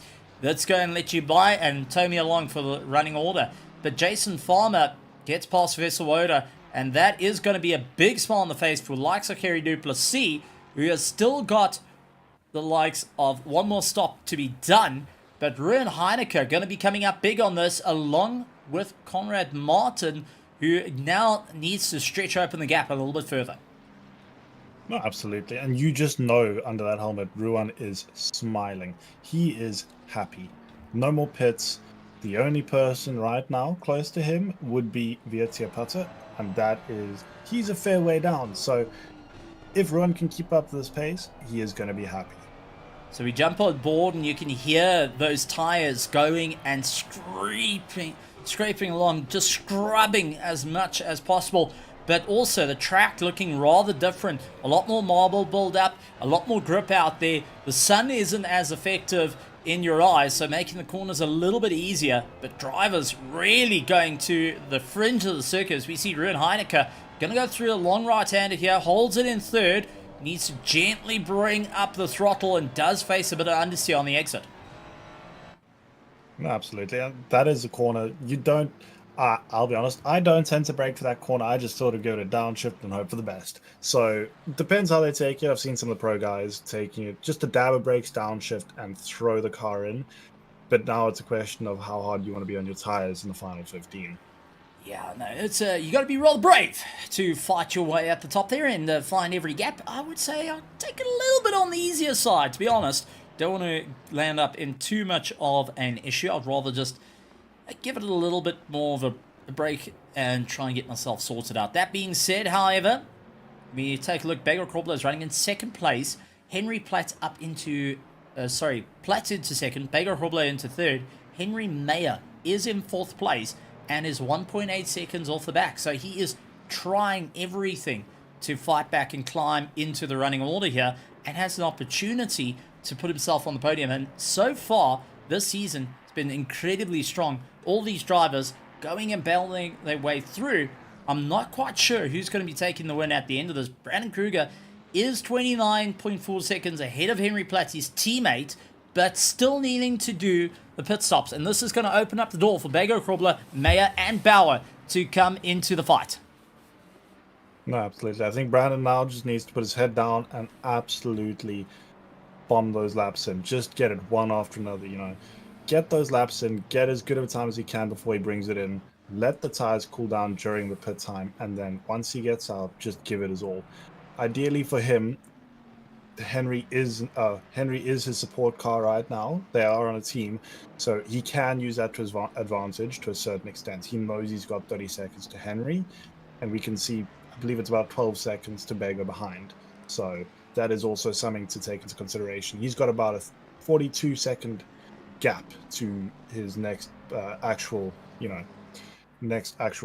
targets, I guess. His next competitor going to be right there. Beggar Krobler is continues on his charge. Last lap was a 44.6, so he's put the hammer down. Henry Platt and Kruger 145s. Now that is a bit of a telling tale on the tires, trying to save it a little bit more, but also continue to run 45s. They are low 45s, however. Unfortunately, it's still a little bit too close for comfort as we go and take a look at a close battle. Michael Schultz and Vian Putter chasing each other down. Both have completed their pit stops. Putter, who is a Pro-Am, chasing down a Pro. But some great running on both the competitors, just out of the top 10, however.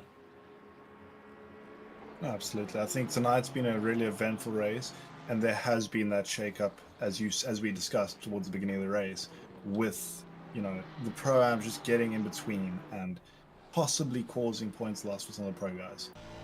VM Putters who jump on board with a beautiful Aston Martin, guys, say nothing better than a V8, but the Porsche getting swallowed up. Michael Schultz gets the rear a little bit out, and it's going to be side by side for the two. And Schultz, unfortunately, not able to continue the pace, loses out. The Porsche just not winning on the top end. Got a little bit squirmy, however, through the corners, and I think possibly tires are not where he wants it to be. No, that is very true as well.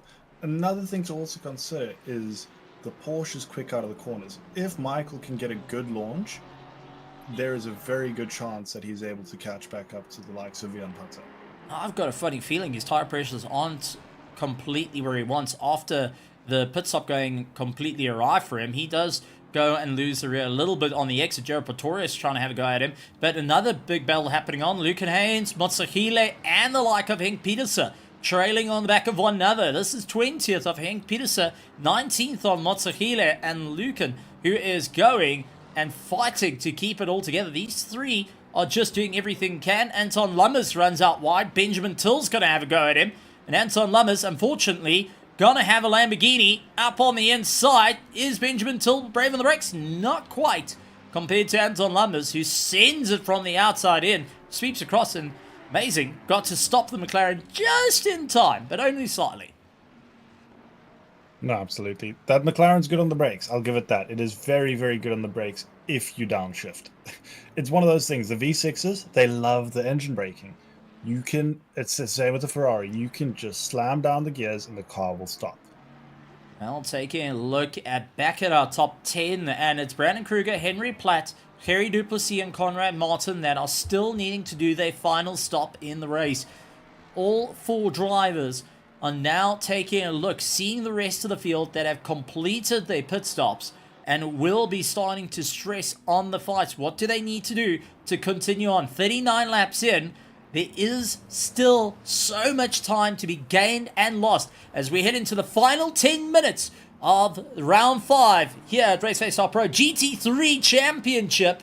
And this is going to be a monumental one as we get closer and closer towards the end. It is going to be all about the points. It's going to be crucial in considering majority of the drivers from the top in first place right down to the bottom of the classes of 25 plus positions.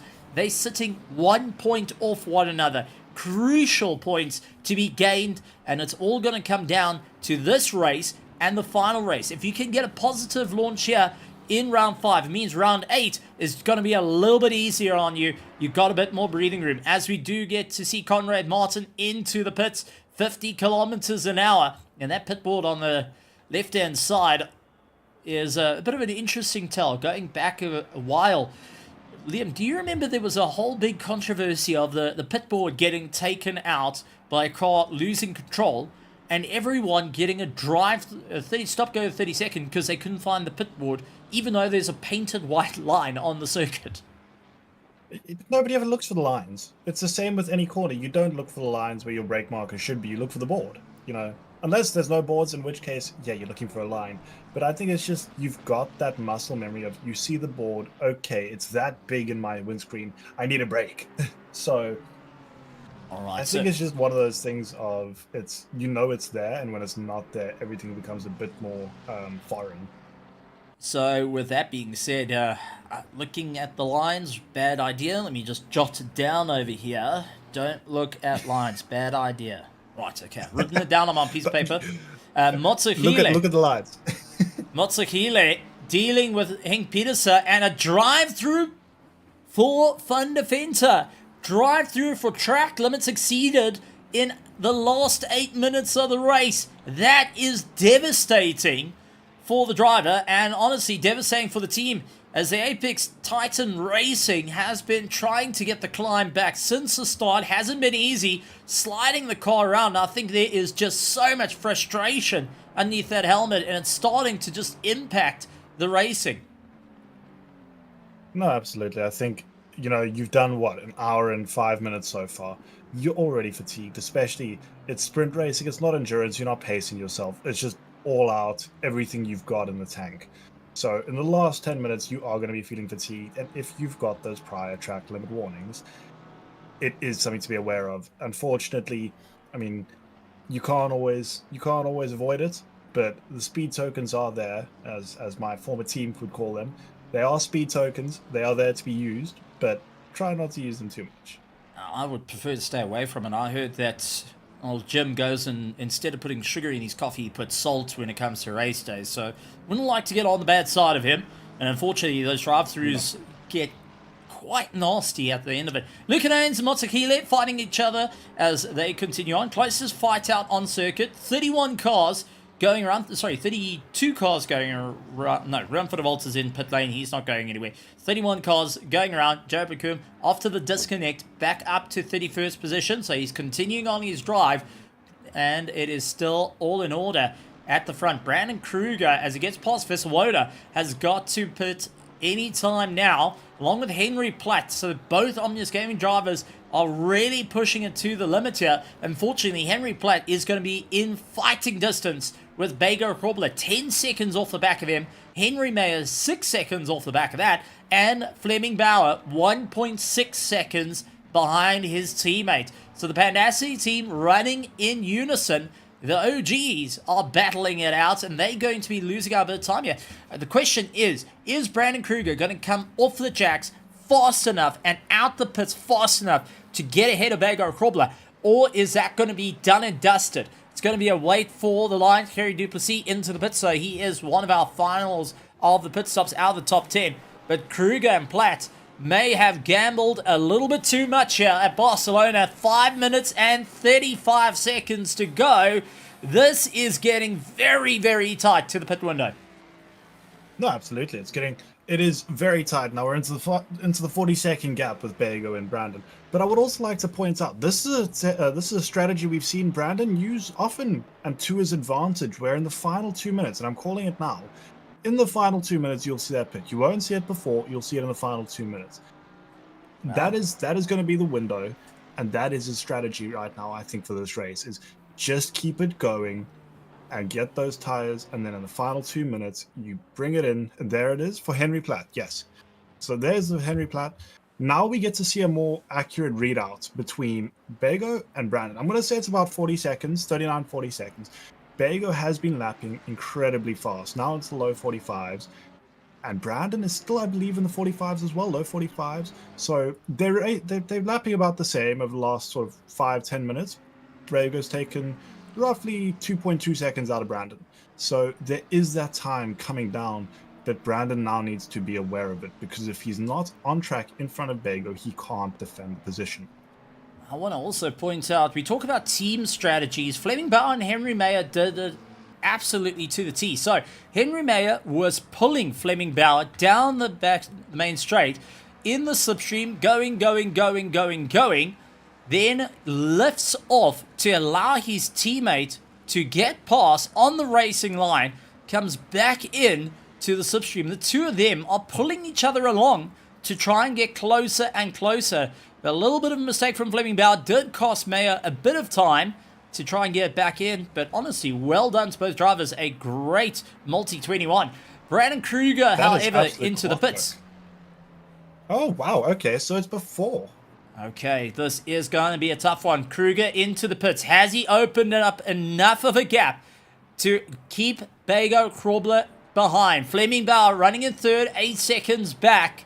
As they continue on the drive, it's Henk Kapisa losing a little bit of time. That rear snapping out on the Ferrari as he's right in front of Bego Krobler. Bego is going to be saying, come on, move out the way. I need to get the hammer down rather quickly here. Comes through the final corner. I think Brandon's got it here, Steve. All right, it's going to have to be very, very close. Oh, but Brandon with a 30-second stop-go. In the final 3 minutes, that is not what you want. Did he get on the limiter too early? Did he get off of the limiter too early? It was that off, is off the limiter. Extremely unfortunate. Oh, man. Off the limiter too early, and that has now killed him. He would have had it planned to the T as he did come out in front of Bego Krobler, but take a look at that. That is not what Brandon wants, unfortunately. And that is the risk that I was speaking about, where that time is coming down. And it's just unfortunate. He knew Bego was there, and he was just, unfortunately, I think, a bit overzealous on the exits of the pits. Oh, that is just... Oh, man. That is a gut punch. Now, Brandon Kruger last night, racing in our Le Mans Ultimate Championship, had a similar problem with the pit limiter not really functioning. Come over to ACC in the GT3s, and unfortunately, same reoccurring gremlin onto the back of him. So this is going to be a bit of a sore one to deal with, and Kruger will lose out being in the top 3. It will be Begor Krobler, Fleming Bauer, and Henry Mayer to get the pass on him. Take a look at our Pro-Ams, however. It is going to be the likes of Ruben Heineke. Leads out the field. He's got a little bit of trouble to try and keep up ahead. He's right behind one of the back markers, and that looks to be possibly the likes of... Is that Swan that's ahead of him in the Aston? We are getting reports the leader is on the final lap, however. Sanjan Pillay, who is a pro, has got Vian Putter. I think that is Swan that is holding back the likes of Ruben Heineke. But Brandon Kruger just pulling Begor Krobler, and the leaders are on the final lap. This will be it for the teams, and Begor has got it absolutely cinched. If he can keep it clean and keep it together, he will take the victory, as we do see the Stingers Racing. Garrett Bukes now going and trying to make his way around the corner, holding up the leaders just a little bit more. Mine's out of the way. A quick dab of the brakes allows both to go by. Brandon Kruger, who is currently in the lead, but is going to be facing that penalty to take him out. And Begor wiggling his nose around, just saying, listen, don't worry about me, buddy. I'm just going to get it to the end here, as Fleming Bauer is 8 seconds away. I mean, just looking at this is pain. This is a nightmare. Brandon Kruger, to describe the type of pain that he's got with the stop-go 30-second, the way it was all planned, this is the equivalent of waking up on a winter's morning. It's 3 degrees, the lights are out, you don't want to wake the kids, you stand on the Lego blocks that are left in the lounge, you're trying to move your way around, you catch your pinky toe up against the coffee table. I mean, that was the equivalent of it. Absolute pain. But Brandon Kruger will Just take the a checkered flag. series.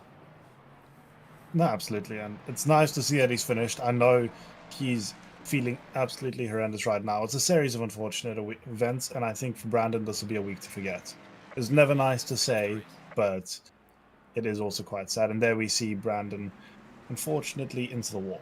Yeah, just Not very happy with that performance. yeah, unfortunately puts it into the wall, and no one wants to see the green. He's actually still got his foot firmly on the gas as well, and just destroying the car. Not ideal, especially not good to see on a broadcast, but hey, can't take away for the pain. But winning out our Pro-Ams, however, is going to be Ruben Heineke, with the likes of Vian Putter in second place and Gerard Pretorius taking third. It is going to be a Team Sarko Griffin Sim Racing 1-3 as they come across the line. Absolutely stunning work for Heineke. Putter going to be happy from the Apex Titans AMR on a good climb back up through the field.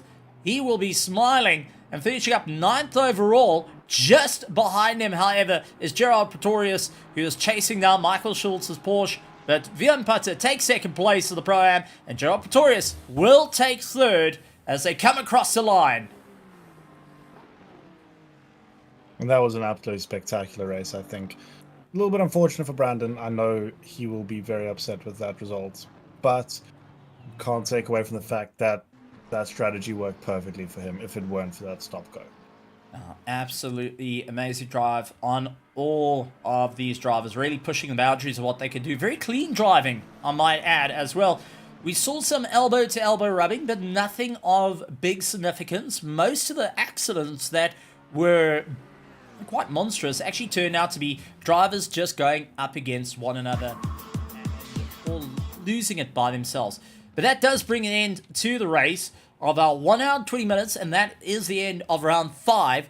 But a 60-second penalty handed out to Brandon Kruger for not serving that stop-go 30, so he finishes up in 8th place overall. And that's going to hurt his points. We know that, so it's not a happy day, unfortunately, for Brandon. Well, it is a happy day for Team Wolf. Begor Krobler taking it to a line. Seems like double stacking on the pit stop worked out for Team Wolf. this time round, but is it going to work next time? That's going to be the question, as we're going to be waiting to get these drivers in and have a chat to them on a stellar race. And what a stunning time here at Barcelona. I mean, extremely hot, sunset in towards the evening is always gorgeous. So let's take a look at some of the highlights of the race and just take a bit of a feel of what's going on while we get our drivers ready to come in and chat to us in the commentary box. No, absolutely. And this was just that beautiful start by Brandon. Hanging it out wide and late on the brakes, he just capitalized so beautifully on that start.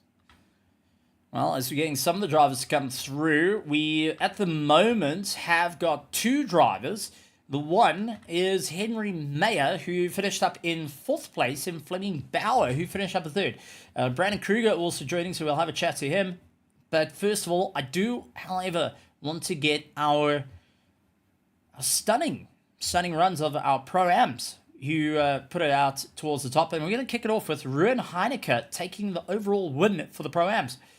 Mr. Heineke, welcome to the commentary box. A great night for the likes of the Griffin Sim Racing and Sarko team taking the win in your class. This is Steven. Yes, thanks. It was a good race. Now, That's worked quite out well. Now take us through the difficulty on the start. It seems like traffic played a bit of a mission for you.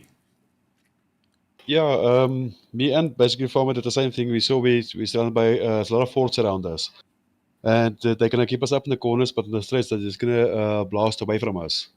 So that we're going to lose time against them. So that's why we put it early, get some clean air, and it worked in the end. Absolutely stunning. Well, I know Liam is itching to have a chat to you and ask a few questions for all the Pro-Ams. But Liam, over to you. I was going to ask about the pits, but you seem to have already answered that for me. So I'd say just what was your highlight of the race? Because it was an interesting race from our end. Oh, it was quite. We had clean air most of the race. Not many of it taking opportunities, unfortunately. We just getting the laps done and be consistent. And I undercut a lot of guys, and it worked. Hey, well, it seemed to have worked beautifully in your favor, so well done on that, honestly. Thanks, Liam. Thanks, Stephen. Well, before we let you go and enjoy the celebrations with everyone taking the win in the Pro-Ams, anything you would like to say to all the sponsors, the admins, the stewards, the drivers, the teams, and most importantly, and I think you agree with me, the race fans coming out to extremely hot Barcelona? Yeah, it was quite hot. I was melting. I just thank you to Hansi and Bertus for doing all this for us. Yourself, Stephen, Liam, for the awesome commentary and the streams you do. And of course, the sponsors and the best part of all the spectators who watches us race. Absolutely fantastic. Ruben Heineke, the Griffin Sim Racing team, taking the win in the Pro-Ams. Well, absolutely stunning. You can hear he's a bit out of breath just with racing going on there. But our next bit of discussion, we're going to bring in 3rd place of our pros. I'm going to let you ask the questions here because Fleming Bauer is going to be smiling ear to ear, taking 3rd right at the end and actually going and putting himself into 2nd place after Brandon Kruger got that penalty. Welcome, Fleming.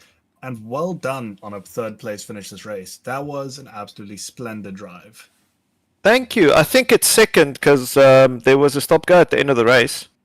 So I don't know if that counts through. Right. It does. Yes, that is. So well done on a 2nd place. We saw a little bit of a switchback with Henry. Can you just explain that to us if you don't mind? Yeah, Henry was at the beginning not struggling at all. He went for an early pit stop. I don't think his tires went to anything. I just think points-wise, he was looking at the leaderboard, and I needed more than him. So I think that had a lot to do with it. But yeah, it was a good race. It was very hot. Tires were screaming, and yeah, it was fun. No, absolutely. It looked like it. Would you mind just, if you don't mind me asking, with regards to the heat, how did that affect the tires? Because I know I heard a couple of whispers in the paddock about the tires overheating. Yeah, no, definitely. So if you looked after your tires the first 4, 5, 6 laps, you could go through the stint quite well. But as you know, the guys at the front always pushing the hardest we can, trying to get gaps and chasing each other. I think lap 6, 7, we really started to slip around a bit, and the final sector we saw that a lot. I think the pace was good, and then the final sector you just instantly lose 2 to 3 tenths on your previous lap. So yeah, it was rough. I also went for an undercut early. Bago did cover very nicely. I mean, he still came out ahead. I was hoping I could catch a bit with the back markers in front. But yeah, tire-wise, I think in this race it was more trying to keep the tires halfway as well as possible to get the best out of them for the time on the track. Absolutely. It was an absolute pleasure watching you. Before I let you go, is there anything you'd like to say to the teams, the sponsors, Raceface itself, the admins, and most importantly, the fans? Yeah, definitely, guys.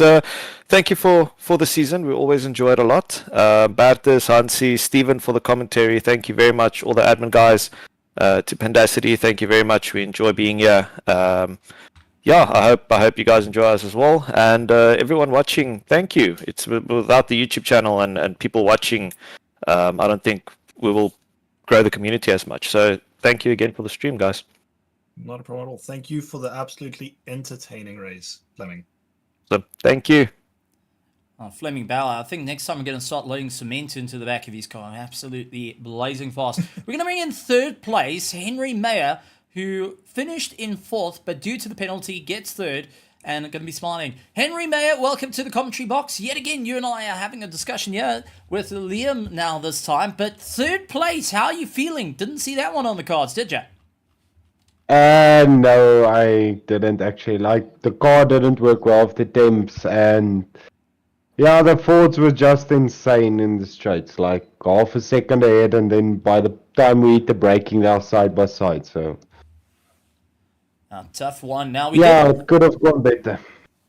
Now, we did see you switch up and a bit of going. You did, however, set the fastest lap in the race, 144.7, beating out the rest of the drivers. Does that also give you a bit of confidence back into the car that there's that little bit more pace to be worked out before round 6? Yeah, no, definitely. Like, yeah, the next round's Indianapolis, I think, which is a good track for the car. So I think we might bounce back a bit on the next one. Absolutely great stuff. And strategy. I mean, we saw a varying about. What was the game plan for you? Did you start out saying, okay, 45 minutes I'm going to pit, 20 minutes I'm going to pit, or was it just trying to work it out on the fly? Yeah, I was trying to work it out on the fly.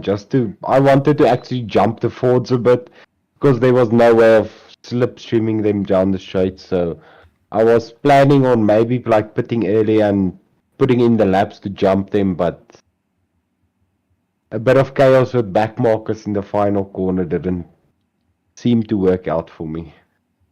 Well, still happy days with that third place. Liam Swinburne going to be asking a few questions. I know he's been scratching his head trying to figure out your strategy all night long. Liam, over to you. Yeah, I had a couple of questions because I saw you. What lap did you pit? It was quite early, I know that for sure. You pitted quite early. Was that just an attempt at the undercut? And were you worried about the traffic you'd have to navigate through?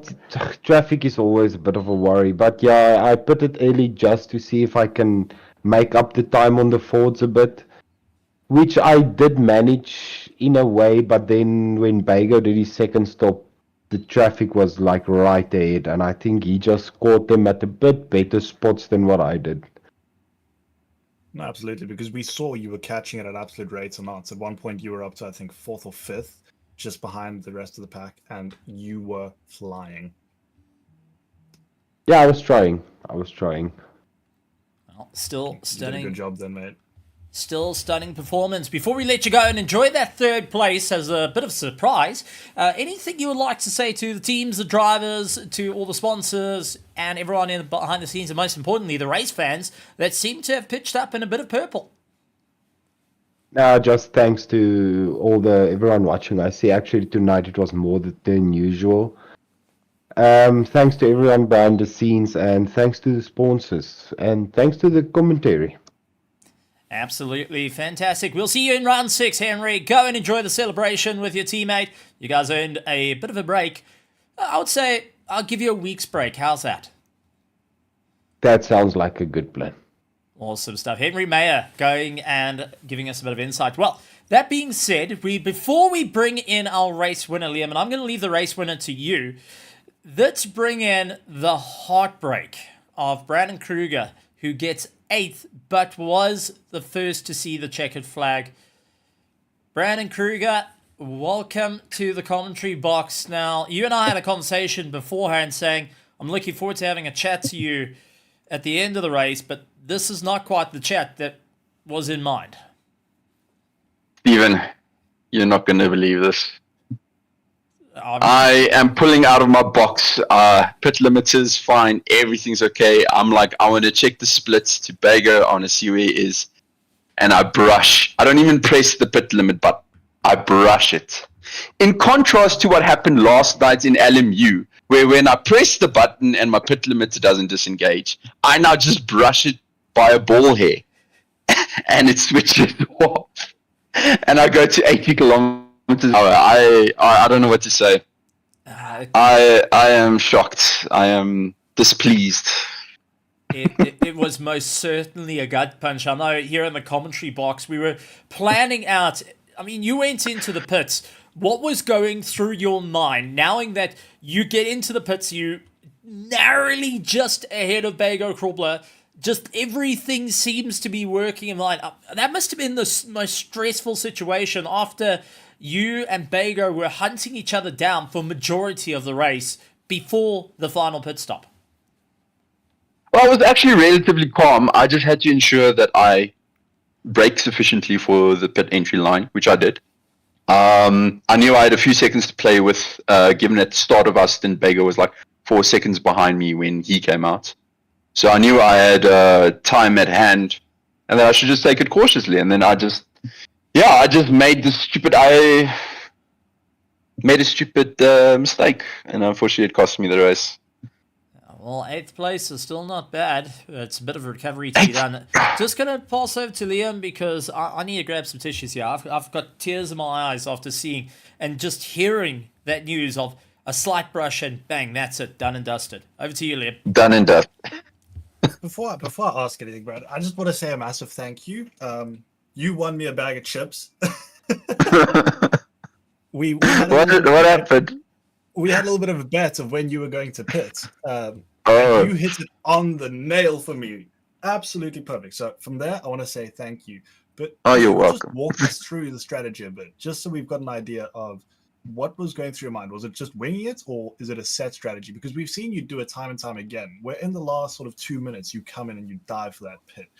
Tonight, you dived in at 4 minutes. So was there just a change of sort of pace there? Was there just like, now's as good a time as any? It was just monitoring my own pace, because I knew I had a few seconds to Bago to play around with, but on the lap that I decided to pit, I made also once again a silly mistake where I braked a tad too late for the hairpin, and that cost me like a half a second.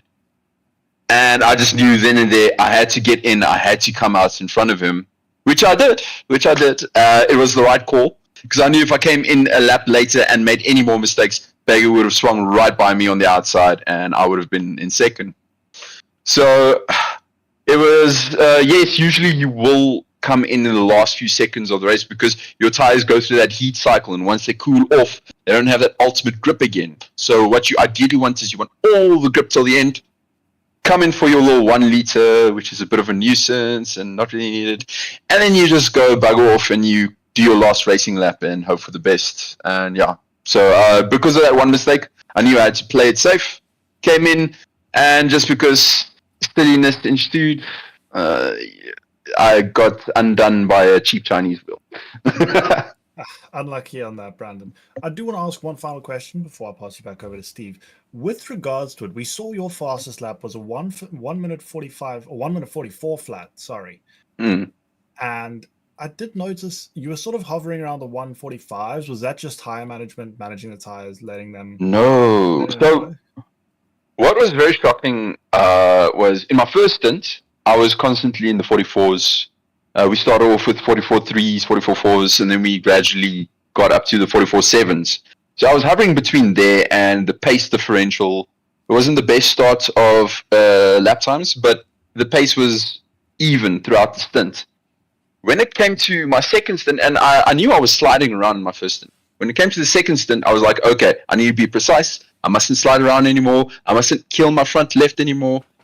And I had a good start. So like on my second or third lap, I did a 44 flat, and then on my fifth or sixth lap, I did a 44 flat again. I was like, sharp, cool stuff. And 20 minutes in, all of a sudden, the pace just went from the rears. I had no sliding issues. I wasn't over throttling it. I didn't drop my TC at all. The pace just fell away from me.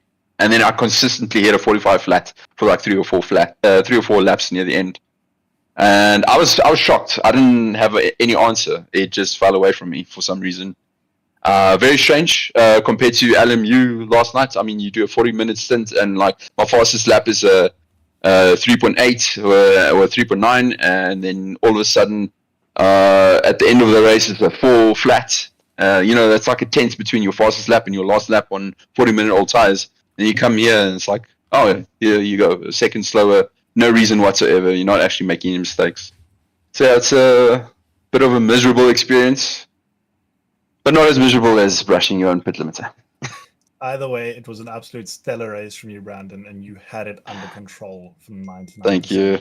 Really well done. Thank you. Cheers, Russ. Cheers. Well, Brandon, before I let you go, and I know that you're a bit of a gut punch, but I know come round 6, you're definitely going to switch it up and carry on going. Sorry, I need to pull the dad joke out there.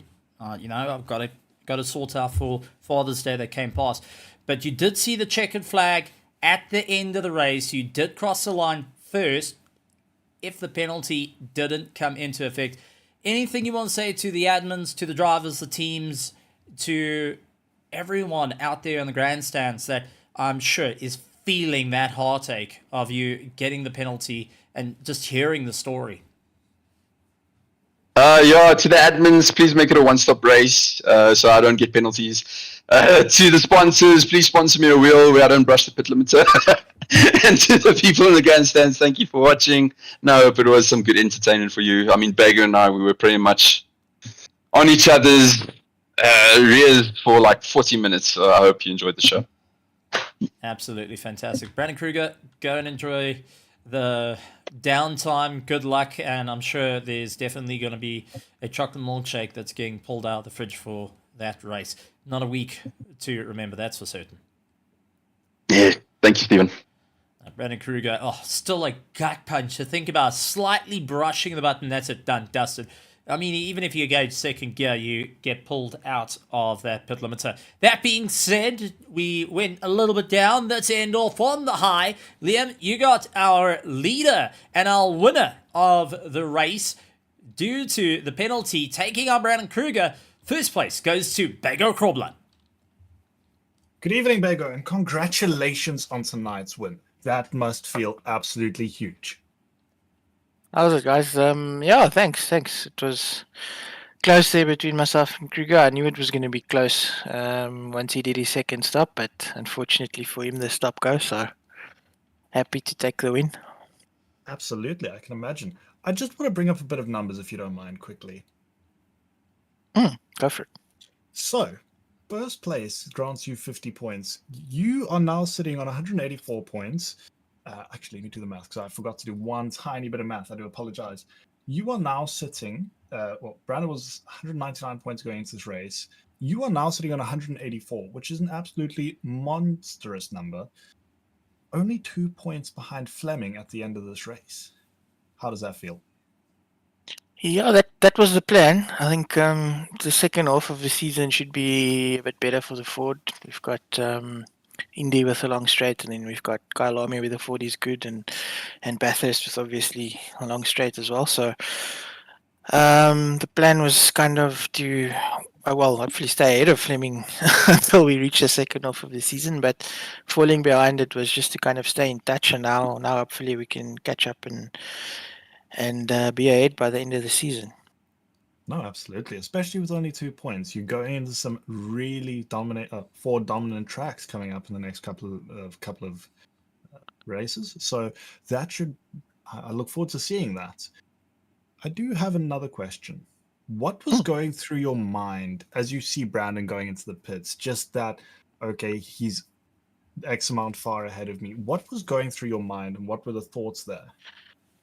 To be honest, I was trying to get the gap from guys in our chat because Kevin unfortunately missed the race start, so he was watching the stream, but we couldn't quite figure out exactly how close it's going to be. But in the first stint, I felt like I had a bit more pace, but I couldn't pass. Because I think Ford versus Ford, even in slip, you can't really do much. So they were kind of convinced that we'd probably have him covered when he does his second stop, but I had a feeling that it was going to be very close, which it was in the end. So I was just pushing as hard as I can, and then obviously the first order of business was to get past Henry, which we managed to do, and then it was just doing the laps to try and jump Brandon when he eventually pitted. So didn't quite work, but yeah, like he got that stop go. So I think all's well that ends well. No, absolutely. And I think you did an absolutely stellar job just managing the race. You got into that power position when Fleming, sorry, when Henry boxed early. You got into that power position. You stayed with Brandon. At times, it looked like you had more pace, definitely. But by the looks of it, you just kept it there, just kept eyes on him and let it go from there. Yeah, like I said, I think I felt I had a bit more pace in the first stint. But Brandon, obviously, I mean, I've raced with Brandon for years and years. He's not gonna give you an easy pass. So I knew Brandon for will me to never. get, no, I knew for me to get past him, he would need to make a mistake. He did make one or two small mistakes, but they weren't big enough really to capitalize on, and they were in sort of funny sections of the track where there weren't really any opportunities. So and then it was a back and forth between me and the team about if I should try and undercut or what I should try and do. But I'm always skeptical of pitting before the halfway mark because I feel most guys will pit on or after halfway, and I don't want to. If you pit before, you could get stuck in traffic on guys that are on old tires and low fuel, and it kind of makes them hard to pass. So yeah, I think tough strategy calls that had to be made, but yeah, again, I think it all worked out in the end. No, absolutely. And congratulations on the win. That was sensational. Stephen, do you Thank have you. any questions for Bego before?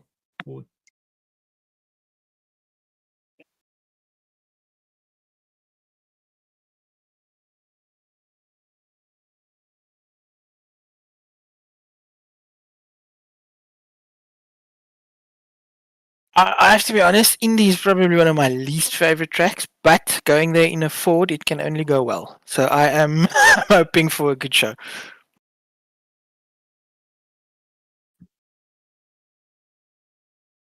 Screeching.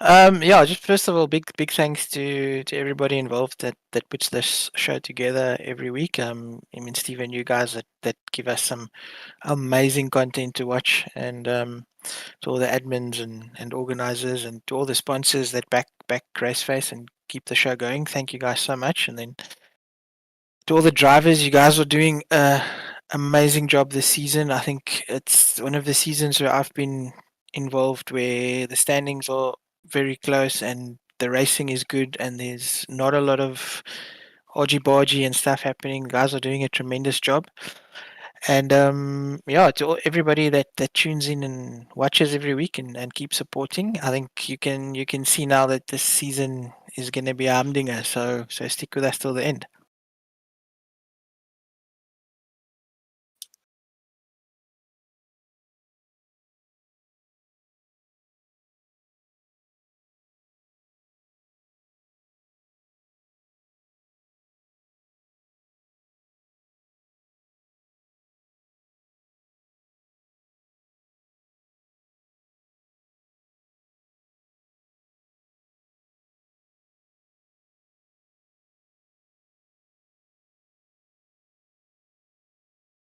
I thought it was a phenomenal race, from the racing to the drama and the incidents. I enjoyed commentating on it all.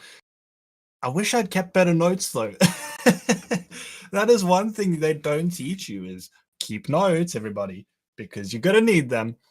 But no, it was a genuinely incredible experience, and I really enjoyed it.